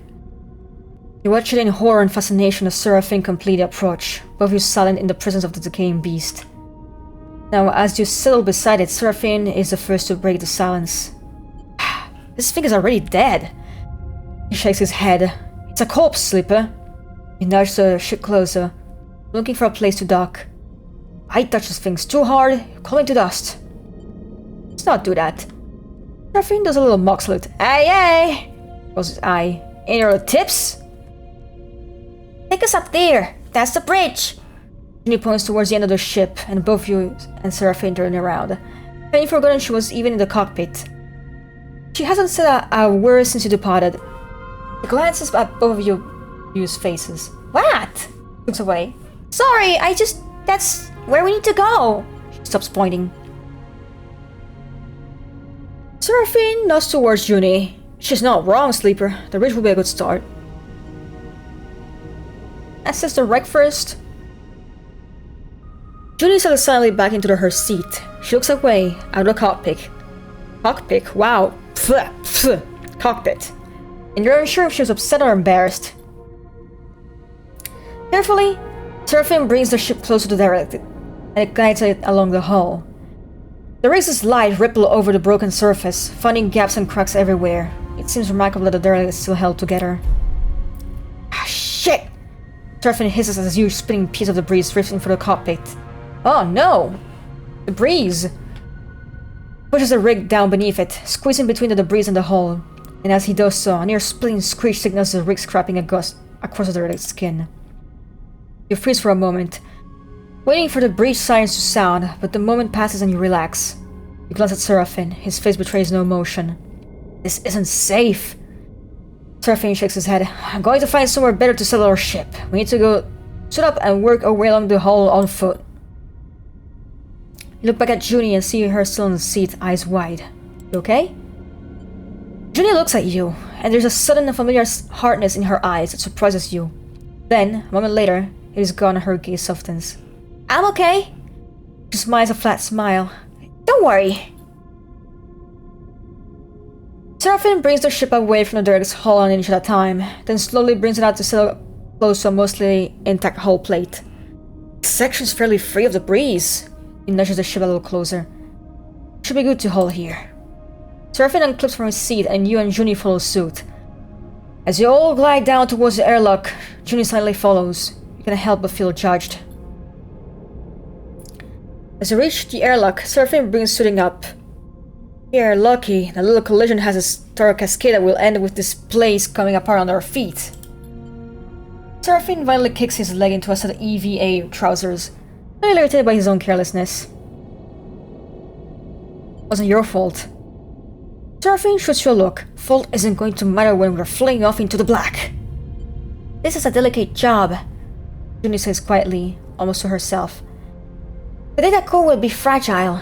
She casts a furtive glance in the direction of you and Seraphine. Very fragile. Understood. Junie nods appreciatively. The rest of the preparation process takes place in the tense silence. Each of you consider the delicate job ahead. You suit up too, though you don't need a helmet to breathe. You slide on one and lock the seals for protection. This wreck isn't going to give up salvage easily. The core should be near the bridge, maybe even inside it. There's a lot of wreck here, and there might be good salvage tucked away in the cargo hold. Once the suits are on and the seals are checked, you cycle the lock and stare out the vast expanse of the Twisted Hulk before you get to work. Alright.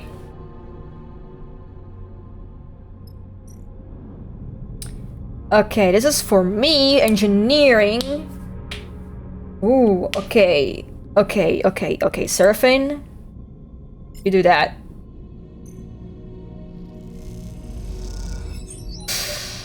Okay. And I do that.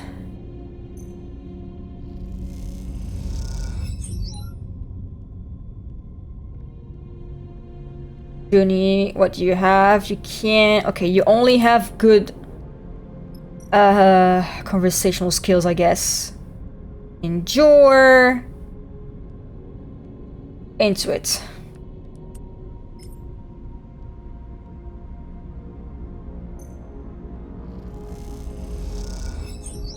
Whew.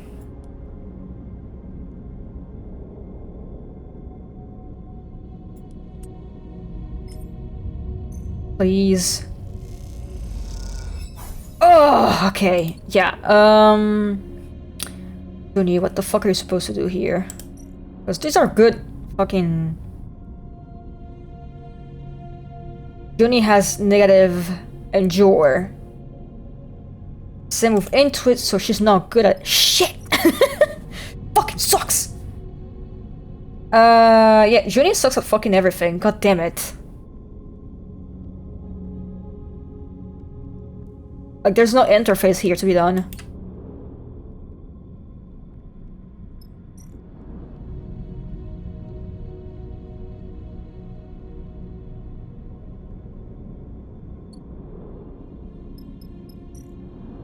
There's nothing she can do. Unless I do kind of risk it. Ugh.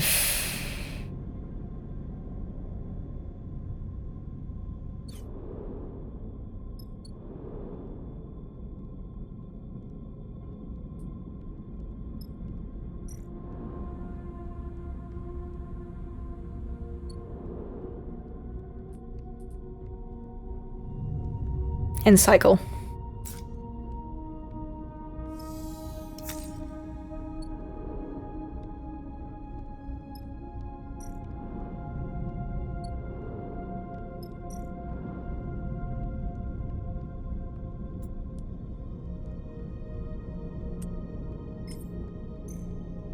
This is done at least.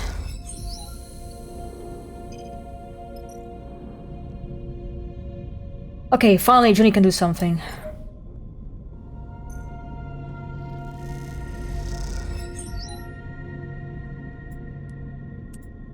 And I can do that.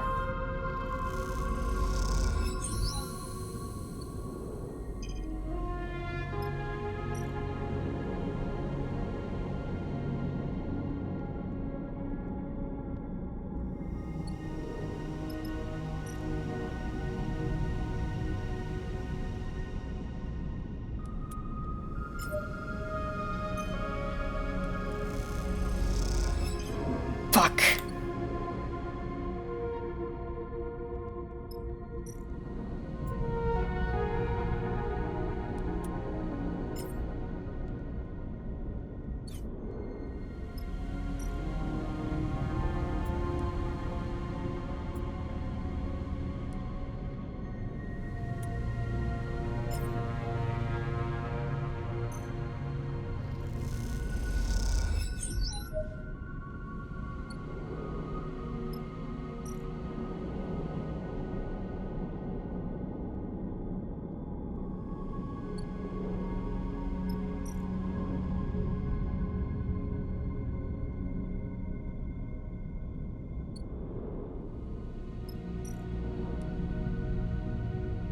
This is bad.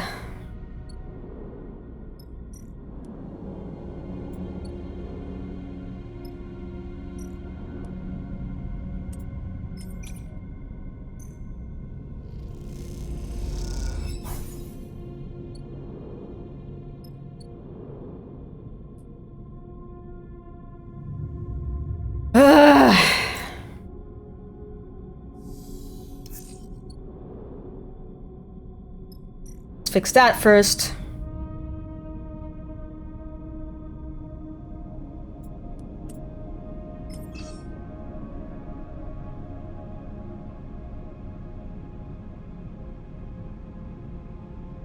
No,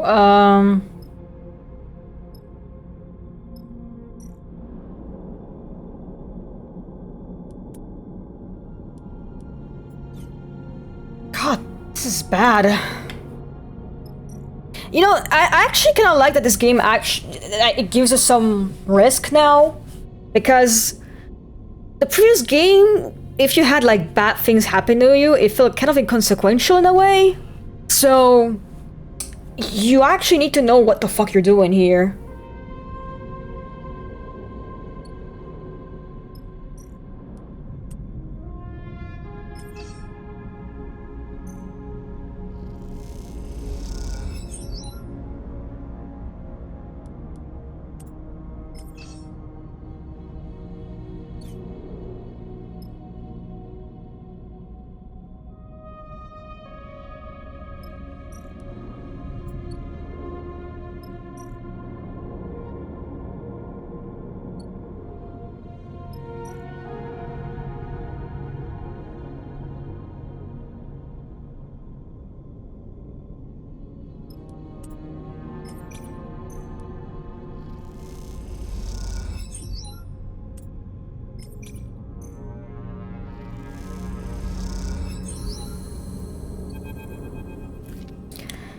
The bridge of the derelict lies silent. The pale beams of the soot lamps catch rows of terminal and the clouds of glittering dust. Wires wave like seaweed, and the whole scene appears as if underwater, chaotic but still. Then he glides past you, disturbing the dust and taking you by surprise as she does. She has been a stoic presence so far, but in this moment, she seems drawn forward by some force of curiosity. You watch as she bats away debris and begins checking terminals. Let her work. She's already prying an access panel off of one of the more intact-looking terminals, and as she does, puffs the rust-colored vacuum around her head. Approach her. Turns back to the terminal and finishes prying off the plate. Then, quickly, she reaches inside, fishing around for something. Her hand comes back out with a waving cable topped with a thick connector. As soon as she sees it, she slips a keyboard-sized deck out from something on her person. She runs her hand across the back until she finds the right port and slots in the connector. All this happens in a few seconds, the routine, practice, and precise. It is hard not to be impressed. Nicely done. We'll see, she says, so quietly it seems mostly to herself. Junior's fingers dance across the deck's keyboard, and a burst of static lights up the Solheim terminal screen. A sudden burst of light and cold takes you out by surprise. Junior's fingers taps away, the terminal screen flashing with blocks of color and lines of code. It buzzes and vibrates, its long dead systems forced back into chaotic life. Then, all at once, it goes dark. Someone is dead. Shit! Ginny hisses beneath her breath. Useless! You can tell if the insult is directed at the terminal or herself. Find anything? She looks up at you, as if she was waking from a dream. No, she pauses. Nothing useful. Protectively slides her deck away. The cradle with the data core can't be far. Pushes off from the terminal, gliding away from you. I'll start looking. She goes back and heads to the other side of the bridge. Alright. Seraphine glides up beside you. Being alright? All good. Good. Seraphine claps you on the shoulder. Seraphine's stretching his suit. I have to admit, it's nice to be back working. Especially now that we are ones who will reap the benefits. He claps you on the shoulder. Feels good to be taking our fate into our own hands. I know it's pretty rough there, back on Hexport. And out here, we're just as likely to get stripped by the breeze and find a damn data core. We're actually glad we made a break for it. He pauses and looks down, having asked the questions almost by accident. I mean, I am. I just don't want to speak to you for you. We'll see. That's true. He looks away. This thing is gonna catch up with us one day. Look. Seraphine checks his suits for seals. Once we got a bit of space behind us, once we got the distance, if we even manage to get that far, he furrowed his brow. Don't feel you owe me another charity case. Want us to go separate ways? Fine, by me. He meets your eyes. Just do me the favor of telling me to my face. That won't happen. Seraphine nods but doesn't respond. For a moment, he shines his torch out into the dock. Checking the rows of terminal all across the bridge, you watch the glittering dust as it edits the beam.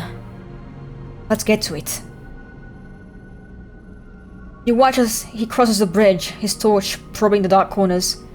You feel a chill run through your body as you imagine the people that once ran the ship, the Solheim crew, surely long dead. What was it like here before the collapse, when the system was a jewel in Solheim's crown? It's impossible to know. That history is lost to you now. All you can do is pick what you can from the ruins. And 1 second.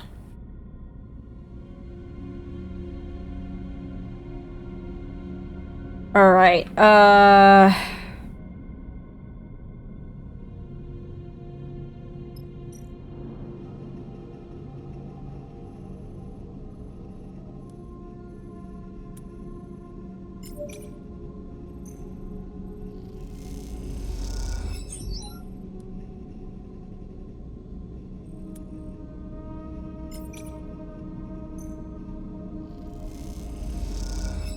fuck!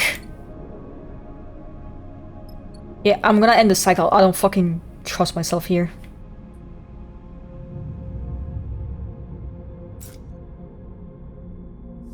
Ah, there's another crisis.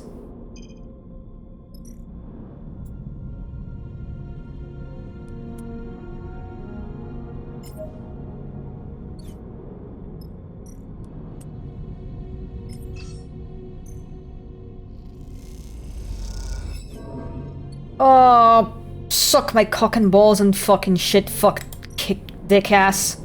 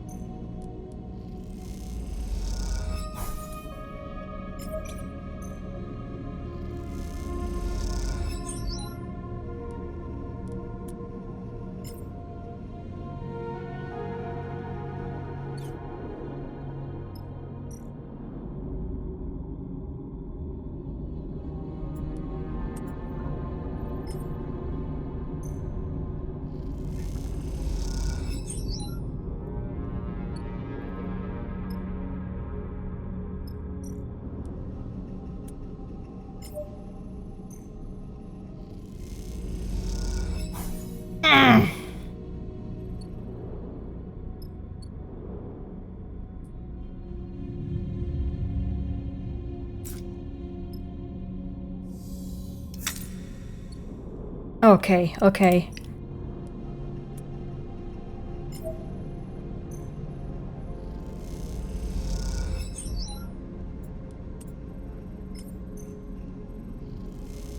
Look, as long as we find the data core...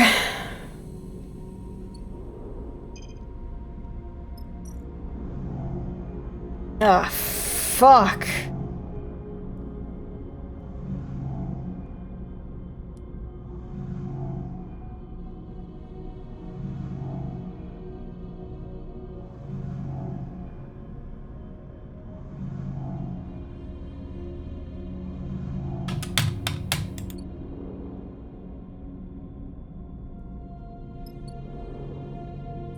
Okay, we're gonna fucking starve now.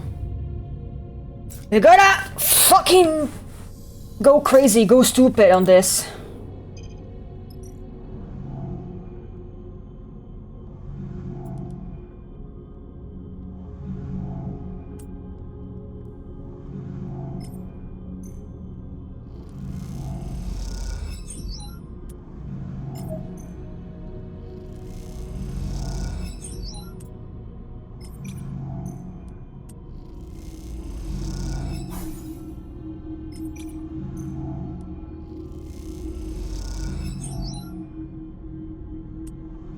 Come on, baby, just one more, just one more. Ah! We did it! Oh! You watch nervously as Johnny guides a core out of the cradle. A large ball, almost half of your head in diameter, It glides up out of the framework that held it, connections where you lose and cut. A breathing comes through the suit's comms, loud enough to be picked up, and it fills it with tense energy as you watch. For the course of this job, you have seen Junibo focused and distracted, nervous and precise, but you have not seen her any more confident than this moment now. She floats beside the data core, handling with care and skill, as if it was the vast egg of some endangered bird. She glances up and sees you watching her, and you notice something unfamiliar in her eyes. Something that you have perhaps seen in a passing moment before, only now it is a momentary lapse of change. You set in place, you see determination. Guides the core a little away from you with one hand, at the same time comes forward, almost placing herself between you and her prize. It does seem to be hers in the way she handles it, the possessive way she screens it with her body. To talk. Statement comes flat and deadpan. There is tremble gone. Right now, what are you doing? Sleeper? Takes a deep breath. I want to be honest with you, but I need to know you won't take this from me. Oh, you lying bitch! I knew it! Junior glances around the cradle defensively, but Seraphine is already heading back to the ship to prepare the cargo bay for the core storage. You two are alone. Tell me and we'll see. Fine, she folds her arms, but it's staying with me. Karsten doesn't deserve this treasure, Sleeper. Junior glances over her shoulder and the core. You know how many of these are left intact? Shakes her head. All he wants to do is wipe it clean so he can use the interface with Hexport. All that data, gone! So what do you want? I want to extract the data, to make use of it. You see some genuine emotion flicker in the eyes. He sighs. After extracting the data, the core will be unusable. The security system that will fry if data duplication is attempted. I can delay the security response long enough to copy the data, but after that... I'll let you do that. Sleeper, please! Push the core a little further back. You don't have to do it like this. Get this place, Sleeper! Gesture to the cradle room, dark and twisted cavern of long dead tech. How many of these places are left? How many chances do we have to recover anything this old, this fragile? Like it or not, we'll install Helm's shadow in the ruins, and yet we know almost nothing. What chance we have to understanding how we got here when others like them, like Sendetstat and Conway, are descending on the system? And learn from the core. I don't know, Sleeper, that's the point. She gestures to herself. We could learn our history, and how the system was settled. We could be better learn the technology we'll build on lives on. We could uncover Solheim's crimes and seek to make amends. Looks at you with pleading eyes. We could see beyond survival, towards something else. You've never heard Juni speak like this. You realize what you have taken for nervousness was actually control. This, the person in front of you defending the decaying data core in her life, is the real Juni. But then you think of Lane, of the price they likely put on your servant's head, and of the feed lines without which leaving Hexport would be almost impossible. Is that even a choice? Okay, explain about the feed lines. Julia listens carefully as you tell her about the deal with Karsten. The feed lines he offered you, and that both you and Seraphine are on the run. Then, I'll help you. He doesn't flinch. Find another way to get those feed lines. Karsten's an idiot. I can hack his security and you can pull them out of there. Or, Seraphine looks tough. Maybe he can grab them? She looks desperate. We can do it! We can do something! Don't you work for him? He glances away. Look, I knew you wouldn't take me if... She sighs. I might have misled you there. I knew he knew where the leg was. And I heard your conversation. I've been keeping an eye on him. She pauses. I know I lied, but I can't help you. Let me strip this data from the core, and I'll promise to help you once I get your feed lines. Meet your eyes with intensity. Love for information to take at once. You need a second to think. You know what? Let's do it. Thank you! Julia looks genuinely moved. This is a gift to all of us, Sleeper. I hope you will see it like that. She turns to the data core, quickly gathering one of its loose connections. She takes out her deck and plugs it in, then crosses her legs and places it across them, pulling Tether outside beside the core. Her fingers begin tapping at the keyboard, teasing out the core's data and whatever Solheim secret it might contain. As she does, Seraphine enters. He braces himself in the entryway. What's she doing? He doesn't seem to notice. I'll explain later. He eyes you suspiciously. I hope you know what you're doing, sleeper. He nods towards the core. Let's start taking it out of export. You'll see. If you say so. You both turn to watch Juni stripping the core of its secret. A little while later, once the core has been emptied out and its defense mechanism has been scorched, it seems black. You watch the metallic sphere spinning gently in the room and wonder if you haven't just made a terrible mistake. Contract failed. Ugh. Whatever. We leave. Yeah. I need food. As you arrive to Hexport, Juni speaks up from the back of the cockpit. We're going to have to act real fast if you want to take those feed lines. You and Seraphim exchange glances. You're both still getting used to this new Juni. We? Seraphim raises an eyebrow. Only one of us fight the core and stole all its data. He shoots you a look, and for some reason we let you. We can make this work. What I'm wondering, Sleeper, is why we have to. Seraphim looks infuriated. I don't think Karshin is going to take kindly to the idea that we brought someone pretending to work for him on a job and let her have his prize. He coughs. He points at Juni like she's an object. Do you even know what she's up to? Juni looks between the both of you. Hexpert hasn't exactly been kind to me. You two trusted me. And though I didn't deserve it, I'm not used to that. I want to repay it. Not to mention that Karshin is probably ripping you off. Even if you're gonna end up cryo, what's to say he won't raise the price? Trust me, he's no good. I was trying to deal with Karshin to get those dirty coordinates from the moment I arrived here, and he ran me in circles! She shakes her head.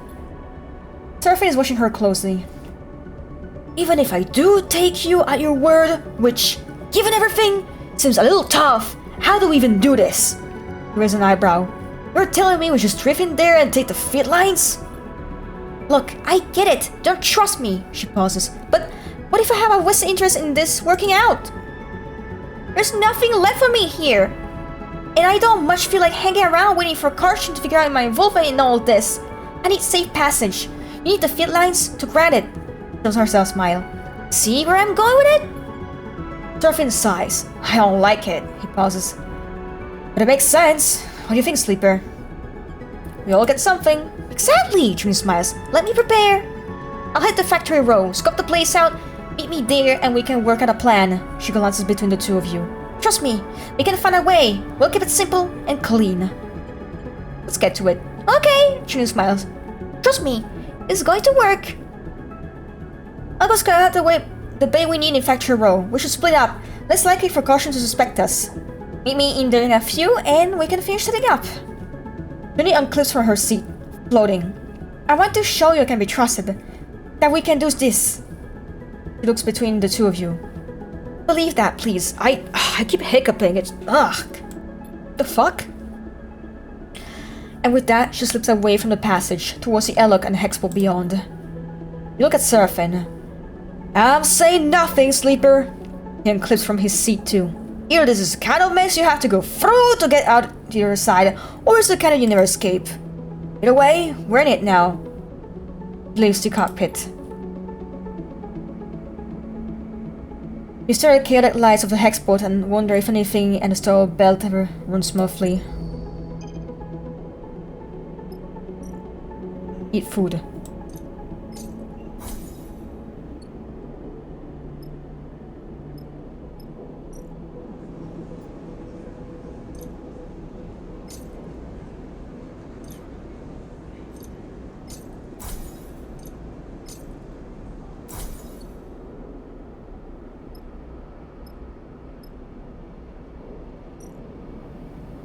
The security.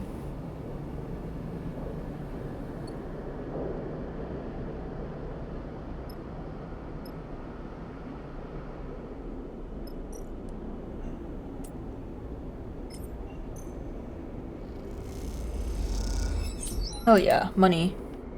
Not really worth it, honestly.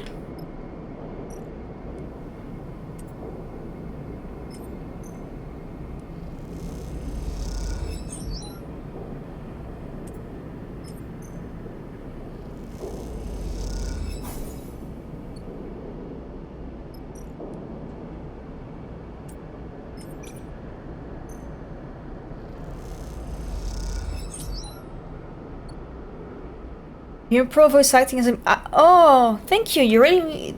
I don't know. Honestly, I don't really see the changes when I'm doing it all the damn time. Let's see. I'm gonna get some more shitty food, I guess. 13. Let me get cheaper food there.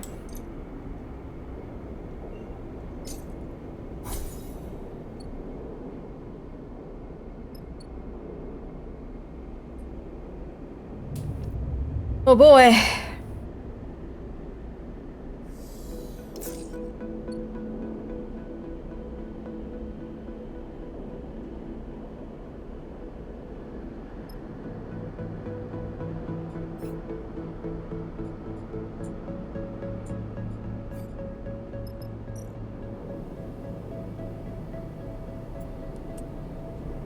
Why it's sent twice? Because you love it so much.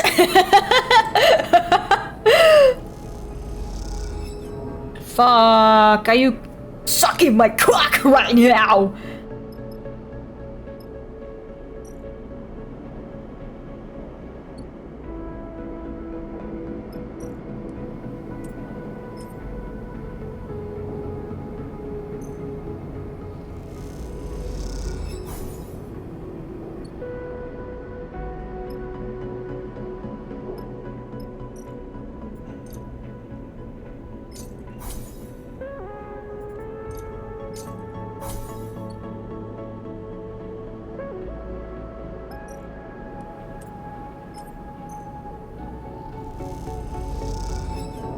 Ah! Oh, we're getting way too tight on this. I mean, I guess he's gonna fucking catch up to us anyway. Ugh.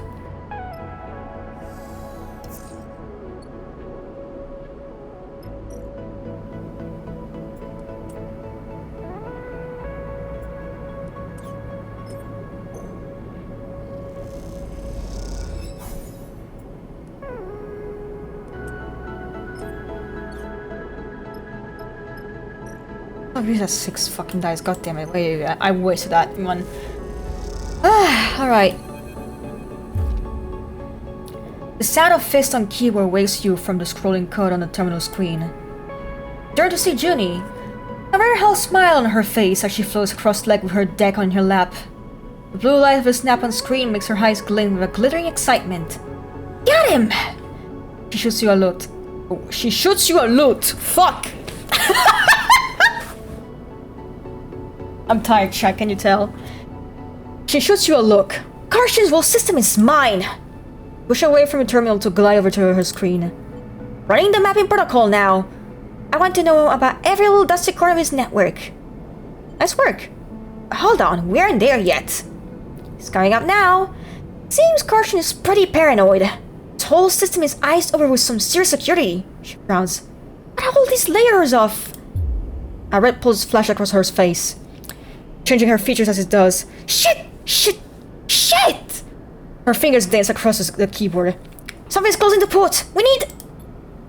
Another red flash. Then her screen goes blank. His fist hit the keyboard again, harder. I've been kicked out! She's rapidly shaking her head. There's no way a salvager's shop should have that kind of countermeasure. She looks troubled.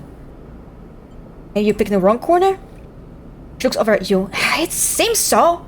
I think our friend Carson's involved in some nasty stuff. Drips her forehead in thought. Wait! Her fingers fly across the keyboard, her screen flickering with commands. A complex node graph assembles on the screen. A mess of interlocking connections. The mapping protocol did enough. She points to the screen. The security systems are there. Indicates a dark section of broken connection. We didn't get what's in there, but it seems like we found some kind of archive. Nothing we want. So what now? Junie pulls out a thumbnail drive out of one of her mini pockets and stuffs into her decks. Time to train my cat! Let's see. Ah, you fucking suck, man. You lean in closer to try to follow the spooling code as it spills across the screen, but you find yourself lost in its patterns. Junie puts out a hand on your shoulder and pushes you back from the screen. You give you a skeptical look. Give me some space here. The Katsunyama. Cat for short. Basically, it takes a network map, finds the weaknesses, and then you hook it up, blast the network with so much network noise and rotate it that it becomes unusable. Cries to herself. Anything connected gets a killer headache. Able to take the remnant of Solheim security systems out of commission on all derelicts, she squints. I had one too many close calls. What we do, Corrosion's shop? Pretty much fry anything on our map. Cameras, shutter controls, alarms, it'll be pure chaos. She plucks the thumbnail drive out of her deck and hands it over. The cat head sticker on it catching the light as you turn it on your fingers. You still lost access, of course. She turns back to her screen, bringing up another node map. But there's an old Solheim port from the original facility just outside Karsten's. Stop the cat in there and should be able to find a back door. What are we waiting for? Nothing, but... She looks away. This isn't going to be quiet, squints. This whole system is going to get data blasted. It's not a solo hack. When you assault a cat, you get in, grab the freight lines, and run. Sounds like a hell of a risk. Seraphine's voice catches you both by surprise as it leaps into the dark and empty unit. Well, Junie pauses, looking between the two of you. It's our best option. Seraphine narrows his eyes. And where will you be while we run the gauntlets of scrambled security and make the grab? Junie looks away. I can monitor how it goes down remotely, from here or the ship. Seraphine gives you a look. You can tell he's finding it hard to trust Junie after everything. I'm sure I want you alone on the ship. Junie looks annoyed. I can't even pilot a ship like that if that's what you are worried about. Starts to pack up her deck. I'll set up somewhere else if you prefer. You should Seraphine a look. I get it. Happy to earn your trust. Junie shoulders her bag and glides out of the door. When you're ready, slot the cat and go. By the time you're back on the ship, I'll be there. He glances down. Don't leave without me. He shoots Seraphine another look and then slips out of the unit. Seraphine's watching her go, then turns to you. The whole Hexpert is going to hear about Estes. He shakes his head. Better be ready to go for the moment you sort that thing. I'll be ready. Seraphine nods silently. I'll be at the ship, preparing the engine. We need to be ready to fit the lines as fast as we possibly can. He meets your eye. Be careful. Don't stop for anyone or anything. Puts a hand on your shoulder, and don't even think about looking back. With that, he slips out of the unit, leaving you alone to consider what comes next.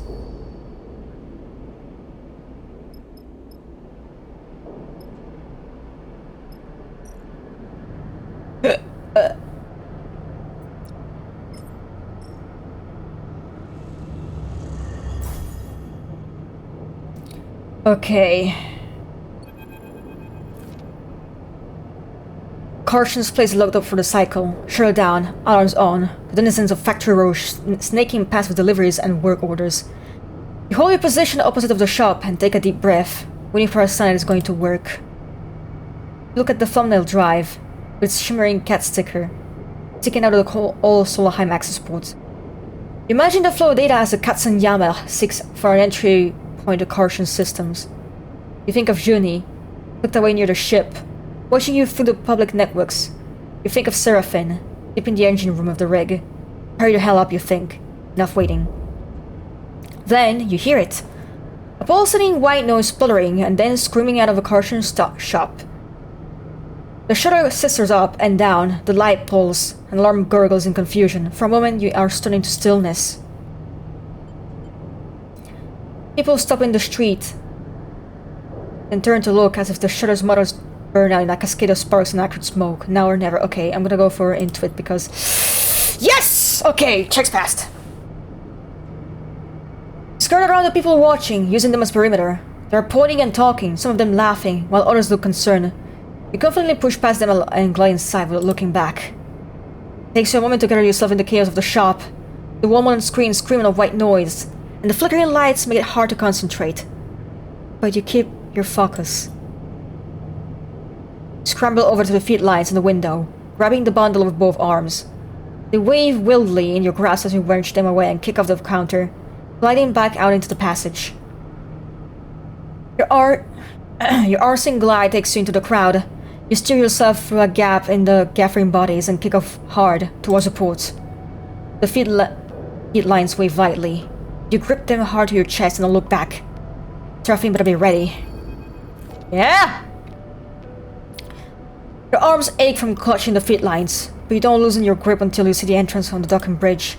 Sleeper! You almost know the call until you recognize the voice. Junie glides out to meet you, her hand on your shoulder, guiding you towards the bridge. I'm with you now. Just your glance. What a show, huh? She laughs nervously. Sorry loud! She smiles a little. I wish I could have seen the cat in action. You both glide down the docking bridge, Junie helping you the trailing feed lines. From what you can't tell, the news of the chaos in Factory has not reached the port yet. You feel a flush of excitement as you enter the ship's airlock. This is it! You did it! You try to keep focused, but the elation makes your hands tremble. Take a sharp turn in the central passage of the ship and make your way out to the engine room. The feed lines now unwieldy in the cramped space. Seraphine is waiting for you, shaking his head. Looks like we're in business! He lets out a sigh. And on the run from two different people now, he grabs the feed lines. I'll take it from here! He quickly begins the process of connecting the engine to the subsidiary fuel tank. You watch, catching your breath as it works. How about you make yourself useful, rather than just making me nervous? Seraphine says without looking from his work. Go close the airlock and disconnect the bridge! You and Junie glance at each other. Both of you, now! Seraphine calls out. The two of you turn and make your way to the passage. Your nerves settling now. You arrive at the airlock and reach for the control panel, then you see him. Harshan. Coming up the bridge. Fast. Oh fuck. Oh fuck. Oh fuck. Oh fuck, it's Mr. Clean. He's coming. Oh fuck.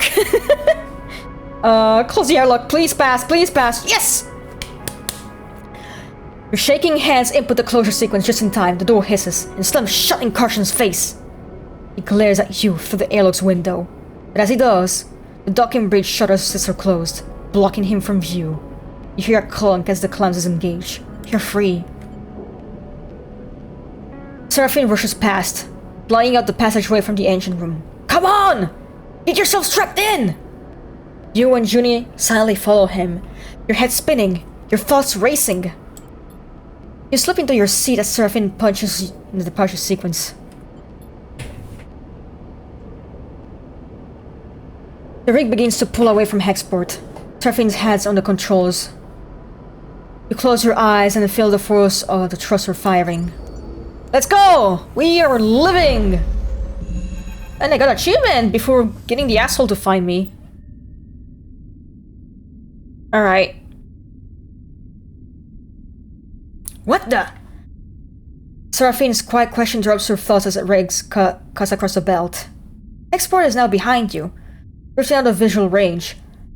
Its glinting lights now just part of the background and glow the belt's thousands of reflective bodies. Whatever trouble you stirred up here, barely left behind. Which is why Seraphine's muttering is worrying you. Trouble? Seraphine turns. There's transmission coming out of Hexport. Some kind of evac order? He turns back to his console. Let me check this. Sleeper. The voice, as distorted as it is, cuts through you. Lane. I know you are here. A hiss and pause. Stay silent. I'm getting a wide channel broadcast. He rubs his shoulder nervously. They're warning people to alter the course away from the station. You are slipping away. Squawk of noise. You can't have that. I take this personally, Sleeper. A sharp intake of breath. After all my investment, all my care expended upon you, this is how you repay me. At least we're hidden away, Seraphine interrupts. Maybe it's just a precaution. I seal something. Glinting out there. Lane continues. Could that be you? Sleeper? Hear Seraphine calling. You don't move. You don't breathe. All you hear is Lane's voice. You unclip from your restraint. Drifting towards Seraphine. Gives you a wide look. Something isn't right. You don't feel right. A numbness grows in your body. Your fingers flexing without input. Reach towards Seraphine. No, not you. Something reached out to Seraphine through you. Tension flickers in his eyes. Here? A hiss in silence. Then a rumbling blast. All at once, the rig screams. System seizing electromagnetic paralysis. All at once, the rig shifts. Carried on to some shockwave of light. Pain. And darkness.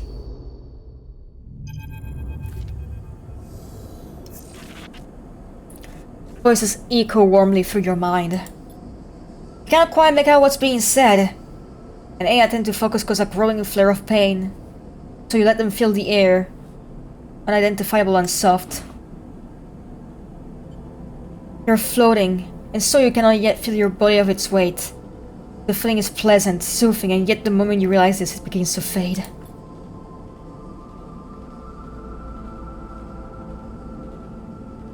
Something spasms in your finger, and you flick it away. A sensation crosses the sole of your foot and you kick your legs. A weight settles in your chest. You are awake. You open your eyes to light playing across a surface pattern with stained cushioning. You're alone. The voice is replaced by the hum of air cycling, the distant clank of maintenance systems. You're alone, it is not your ship. You jerk upwards, against the straps that hold you loosely to the berth. Steadily confronted with the last things you remember. An overwhelming numbness, and below it an insipid animating force creeping through your mind. Pull out the straps and free yourself. Floating up into the small habitation room, cushioned and worn, your mind racing. Happened. Search back and remember only Seraphine's shouts, the sudden acceleration of the rig, and then the darkness. Shiver runs through you. Whole light fills the room, and you float over to the dark square of the window. You see stars, the bright pinpricks of drive trails, and the skeletal docking bridges. The station. A sudden hiss draws your attention to the door, which slides open with a puff of equalizing pressure. Bliss! Oh my god, yes, Bliss! I remember her! She was in the first game, I actually remember her. The entering figure jumps as it sees you awake. You're up! You hesitate in the doorway. Who are you? They laugh nervously. Right, we didn't meet. He glanced back out of the doorway, as if looking for help. I'm Bliss, they shrug. Not sure what to add. Your crew are out. Sorry. They brought you here. Here? Right. They nod slowly. This is my room. Glance around. Not much, I know. We are in my repair bay on the far spindle, if you know where that is. Belt? Yeah. They smile sympathetically. In the belt. They look around the room again. Come on, let's go somewhere a little more comfortable. They hold a hand. You're safe. Worry. You follow them into the corridor, gliding behind them. They move with the ease of someone who was either born in Zero G or has spent most of their life in it. They guide you to an enclosed balcony, where heavily scratched, thick acrylic windows look onto a chaotic-looking wet dock. At the center of the dock is the rig, scratched and worn. Still your ship. Reassuring sight. So, what happened? Your ship! Blaze pauses. You're lucky I heard your distress signal. Since they are holding something back. I guess that expensive long-range array I was tricked into buy finally paid off. They laugh to themselves. Well, at least for someone. You were out cold when I got there, and have been for the cycle since. Your friend wasn't in great shape either, but he bounced back fast. I make a habit of doing that. Seraphine's voice makes you spin around. Good to see you up. Can't suppress a smile. You okay? He smiles. Don't start fussing over me, Slipper, I'm good. Your eyes fall to Seraphine's bandaged abdomen. You notice and pulls his jacket over the wound. Soraya looks better than when you came in. You should have seen. Bliss abruptly stops after Seraphine glares in the direction. Here. Seraphine pulls a few chits out of his pocket. Catch. He slings them over to Bliss. That's all I could get for now. What are you paying them for? Seraphine laughs. What do you think put the rig back together? Bliss looks at you apologetically. I know what it looks like, but I'm sorry. I can't work for free. When this place going is bad enough. I get it. Seraphine nods. Just thankful you towed us in. We aren't freeloaders. Bliss looks between the two of you. I'll let you two catch up. They turn to you. I'm glad you're awake. We were worried. They pat you on the shoulder and glide back down the corridor. With Bliss gone, silence descends on you and Seraphine. Both of you unsure what to say. Where's Junie? She's probably on the ship, working on that deck of hers. Seraphine looks at her ship. She's been useful. Not sure we would have got that distress signal without her. What do you remember? He looks at you concerned. Lane. Seraphine grimaces at the mention of his name. Lane? He shakes his head. Seraphine looks at the rig. Takes a breath. Listening himself for what he has to say. Expert is... Clears his throat. It's gone. Pinches. What do you mean gone? It's gone! Gone! Seraphine catches your eye. Drop off the map. No signals apart from one sent from fleeing ships, he frowns. I don't know what happened. No one does. Your mind skips. Unable to focus on the information you have just been told. Oh fucking hell, man. You think of the constant activity on the bends, the rumble of Factory Row, Karsten. Gone. The time Blitz reached us, we had drifted out of range. You could have seen it go up.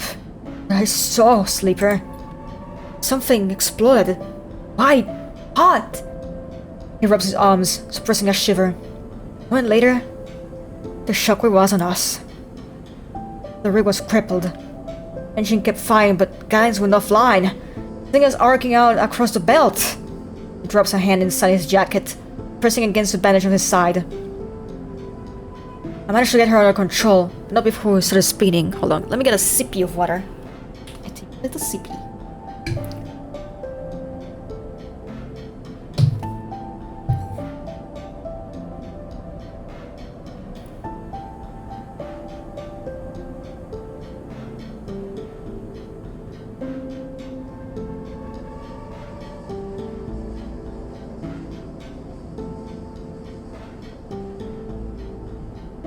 But your strength came loose and you weren't even strapped in, so we both got scrambled.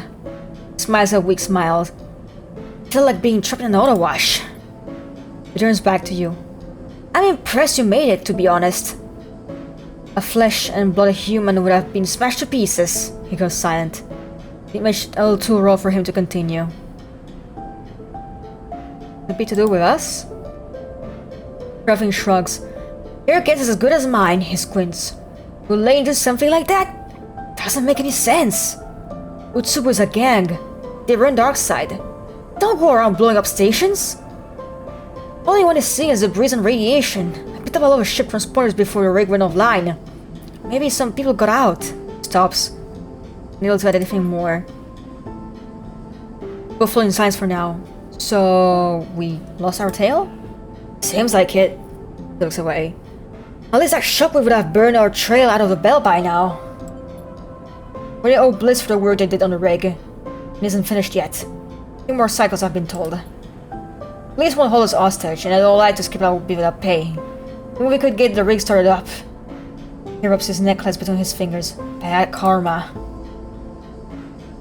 Beyond that, we need work, fuel, supplies, and we need to make sure you're okay. He counts the issue on his fingers.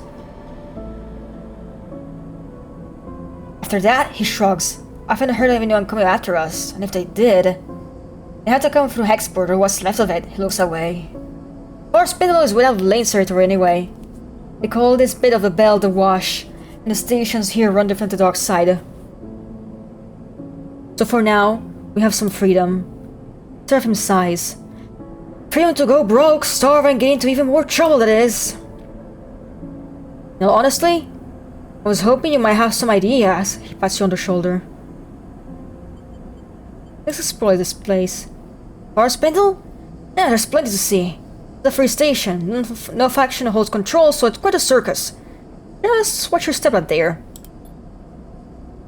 Serafin pauses and stares down. Look, Sleeper. He rubs his side. I'm not sure I can work right now. I just got kicked out of a salvage yard for passing another job. He looks away. With the pain meds, I've been able to scare her up. Can't fly, that's for sure. He stares obstinately at the rig. But you're going to need some crew if you want to do any serious work. He just sleeps. Sorry. Don't be. Serafin nods. Thanks, Sleeper. Turns away. I'm going to go take a rest on the rig. I'm wiped. You look at the rig as he leaves. The warmth and softness of your waking moments now feeling like a distant memory. Is that what you wanted? Freedom? Chance to work for yourself, not Lane? Well, here it is, with all the problems and complications you could imagine. At what cost? Will Lane have wiped out the expert just to try to end you? You shiver at the thought. But if not Lane, then who? Fury is a cloud of mind. Push them away. Now's not the time for theories. Take a breath, time to make a plan. Glitch! A glitch is a penalty you gain from repairing dice and from Lane's attempt to hack your system. Oh, fuck. Failure of a glitch is represented by the glitch clock to your dice. Maximum of 6.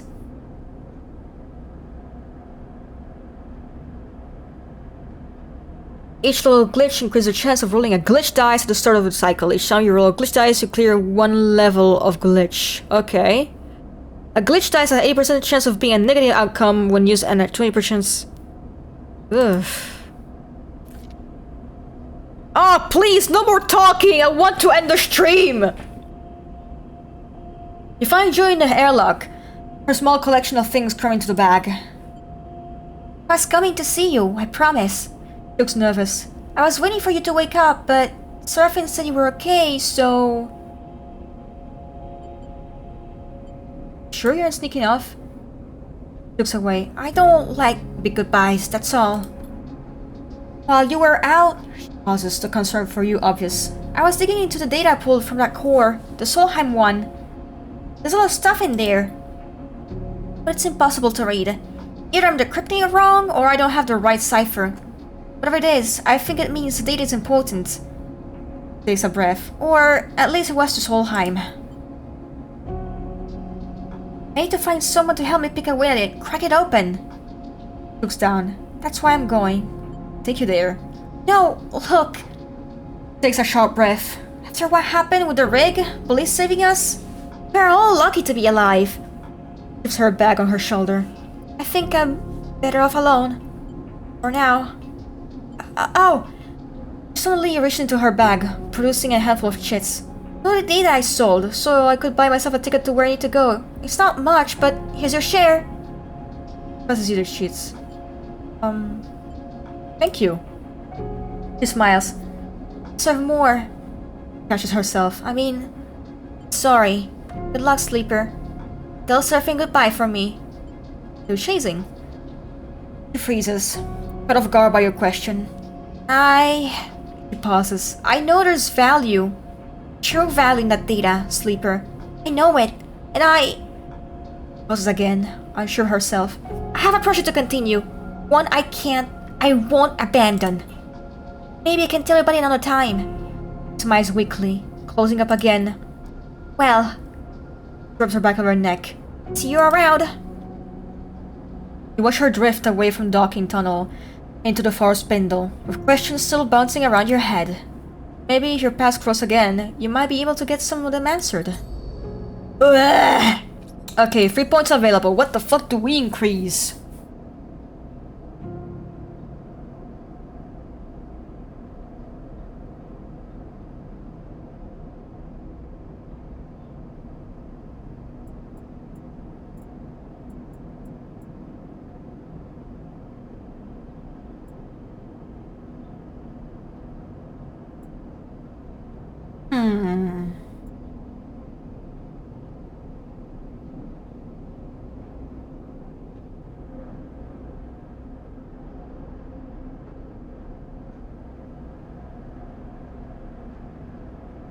-1 stress on focus die. Positive outcome. And this one, a +1 to affected dice.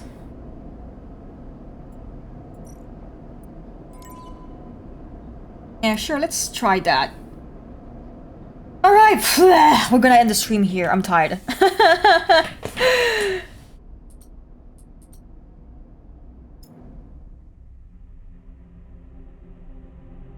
Alright. Thanks for watching.